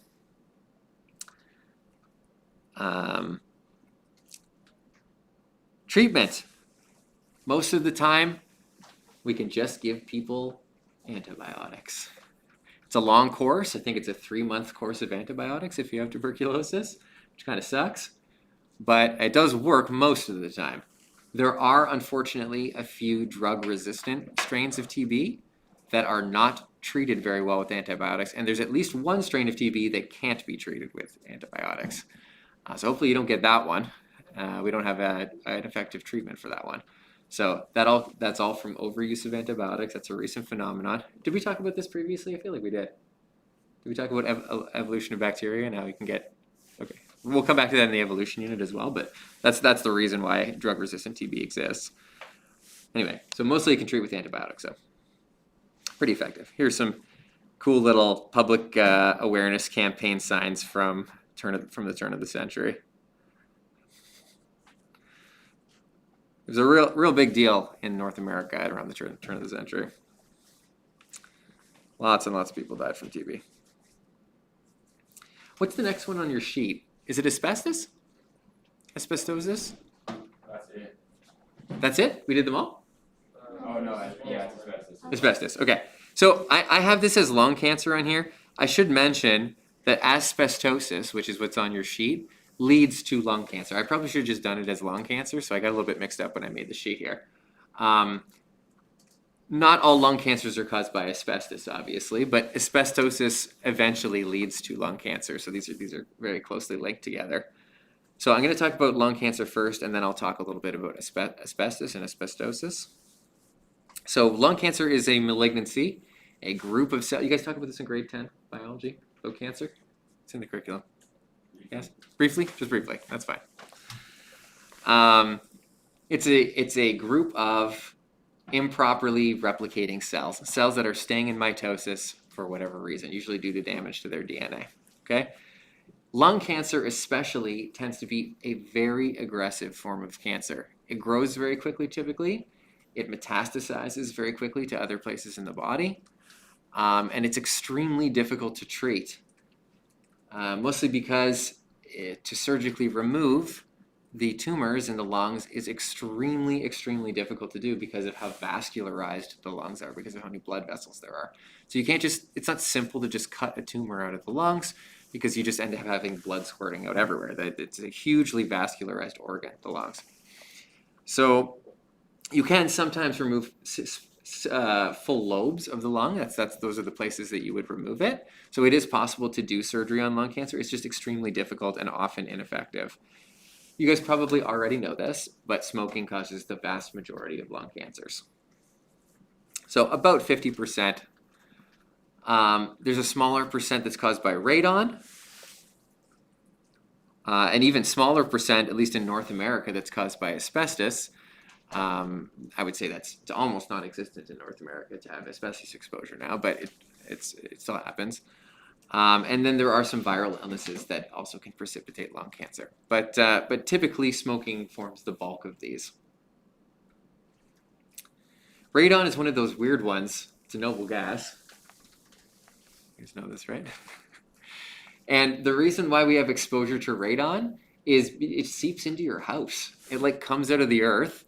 It's a breakdown product of some heavier elements that are in the Earth's crust, and when they become radioactive and break down, they produce radon gas, and it's a very heavy gas. So if you have a source of radon in your home, it's coming out of the ground, it just sits in your basement, and it's radioactive. So when you inhale it, the radon causes gamma radiation to radiate the inside of your lungs when you breathe it in, and alpha and beta particle radiation. So obviously that's detrimental to your lung tissue. You can get test kits, by the way, for your house if you're worried, to check to see if you have radon in your basement.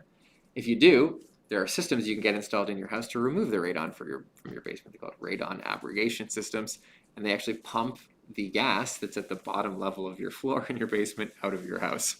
So that's a thing. That's real. Radon's one of those weird things where just in general people don't talk about it. I think a lot of people don't even know it exists. But certainly if you live on the Canadian Shield, or if you live on rock, you're at the highest risk of having radon because it seeps out of the rock.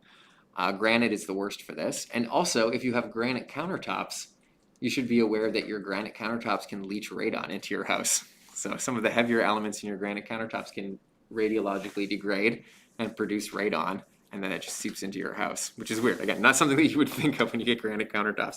Not all granite does that, but it depends on where the granite is mined, right? Granite can potentially have high amounts of those heavier elements that degrade into radon. Anyway, I'm getting a little bit off topic here, but so how do you potentially treat this? And by the way, these are the same treatments for asbestosis. You can surgically remove tumors. So the early tumor growth that you get with asbestosis can be removed. Typically, it becomes cancerous. And you can also treat the cancer through radiological treatment, through radiation and chemotherapy. It does not tend to work very well for lung cancers. So lung cancers have a very poor prognosis.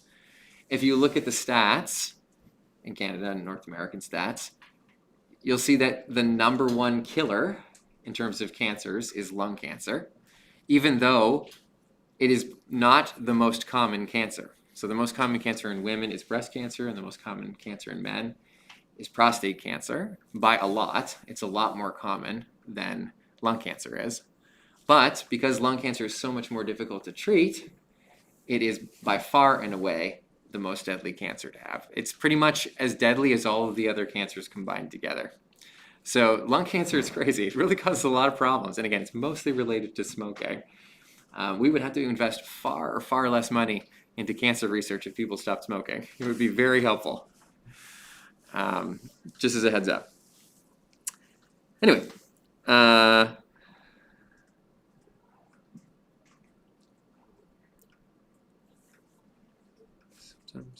symptoms we didn't talk about. Persistent cough, difficulty breathing, chest pain. It's very similar to bronchitis in terms of its symptomology, except it's usually very long lasting. So bronchitis is obviously generally resolves over a short amount of time, whereas obviously lung cancer symptoms don't. So you could potentially have, this is I guess a graphic picture warning. You could potentially have part or an entire lung removed to remove a mass. Again, these surgeries are very complex. And certainly if you have masses in both of your lungs, really not too much you can do there. You need your lungs, you really need them, so you can't remove them.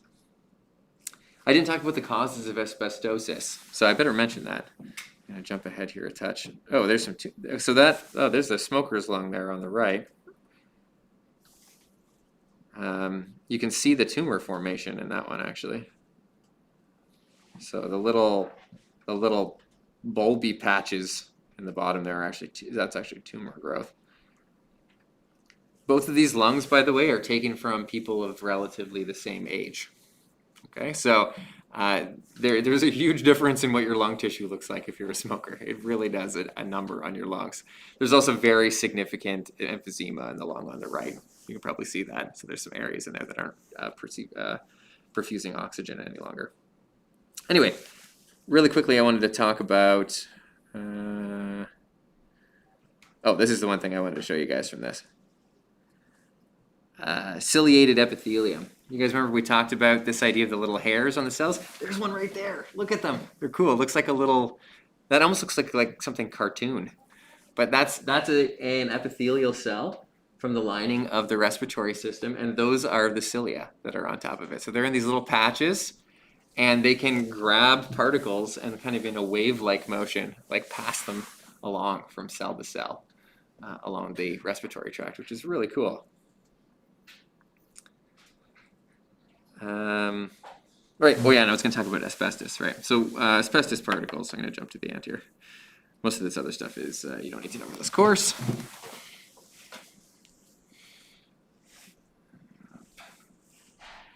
Just gonna have this in.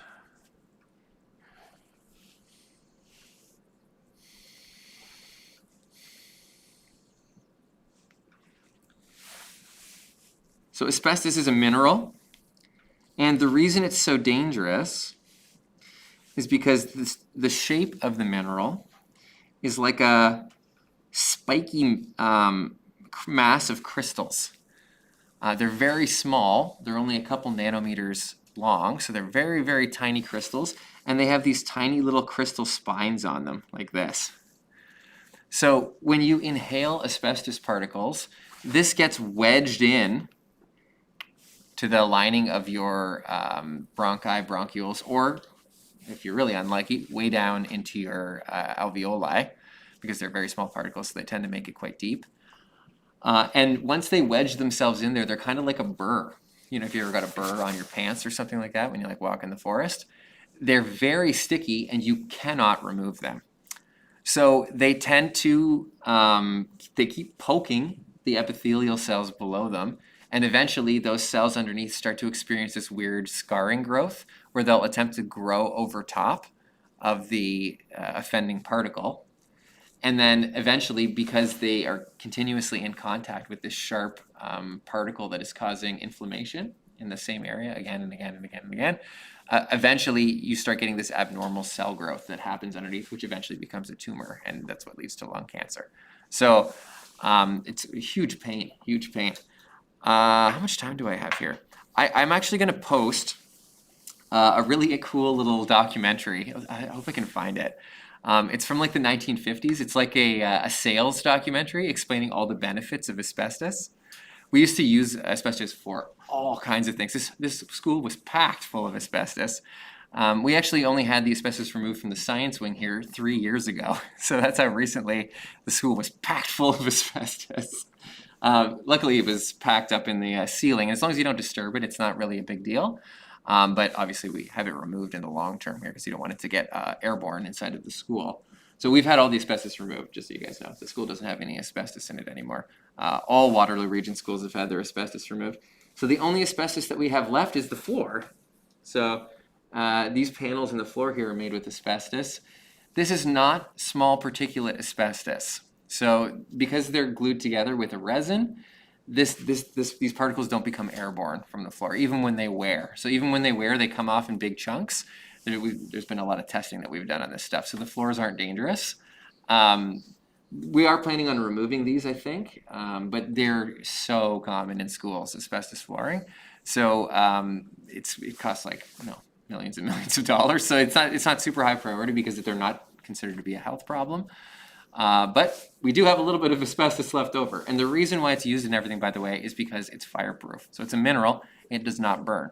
So it has pretty good insulation properties, but it never catches fire. So it's a pretty good insulation to use in buildings if you don't want fire to spread through your building, except for the fact that it causes cancer if you inhale it. So that's a little bit problematic. Interesting fact, if you've ever seen The Wizard of Oz, anybody ever seen The Wizard of Oz? Do you know that little scene where they have like the snow falling? They're all like, that's asbestos. It's just like, they used to use it for fake snow in movies all the time, which is crazy. So people are just breathing it in, like dancing around it and stuff. Really weird. So anyway, I'm gonna see if I can find that little documentary. It's really interesting to see the advertisement for it where they're talking about how, oh man, buy asbestos. It's like the best thing you can use for your, house. It talks about all these different like things you could use it in. Anyway. Obviously, they didn't know at the time how harmful it was, but okay. Put it in your morning shake. Yeah, exactly. It's harmless. It's harmless, guys. You can use asbestos for everything. So, I guess we're done early, which is awesome. If you didn't get a chance to watch the the bronchoscopy procedure, give that a shot, and then you really should watch this. This medical case study of the person who inhaled the Tide Pods, just to see what that's like. Talks a lot about the internal structures of the respiratory system in here and how they get damaged. And that's all I've got. So for you guys at home, let me know if you need anything. And for you guys here, do you want me to I can just put the video on here actually. I'll see you guys tomorrow though, that are at home.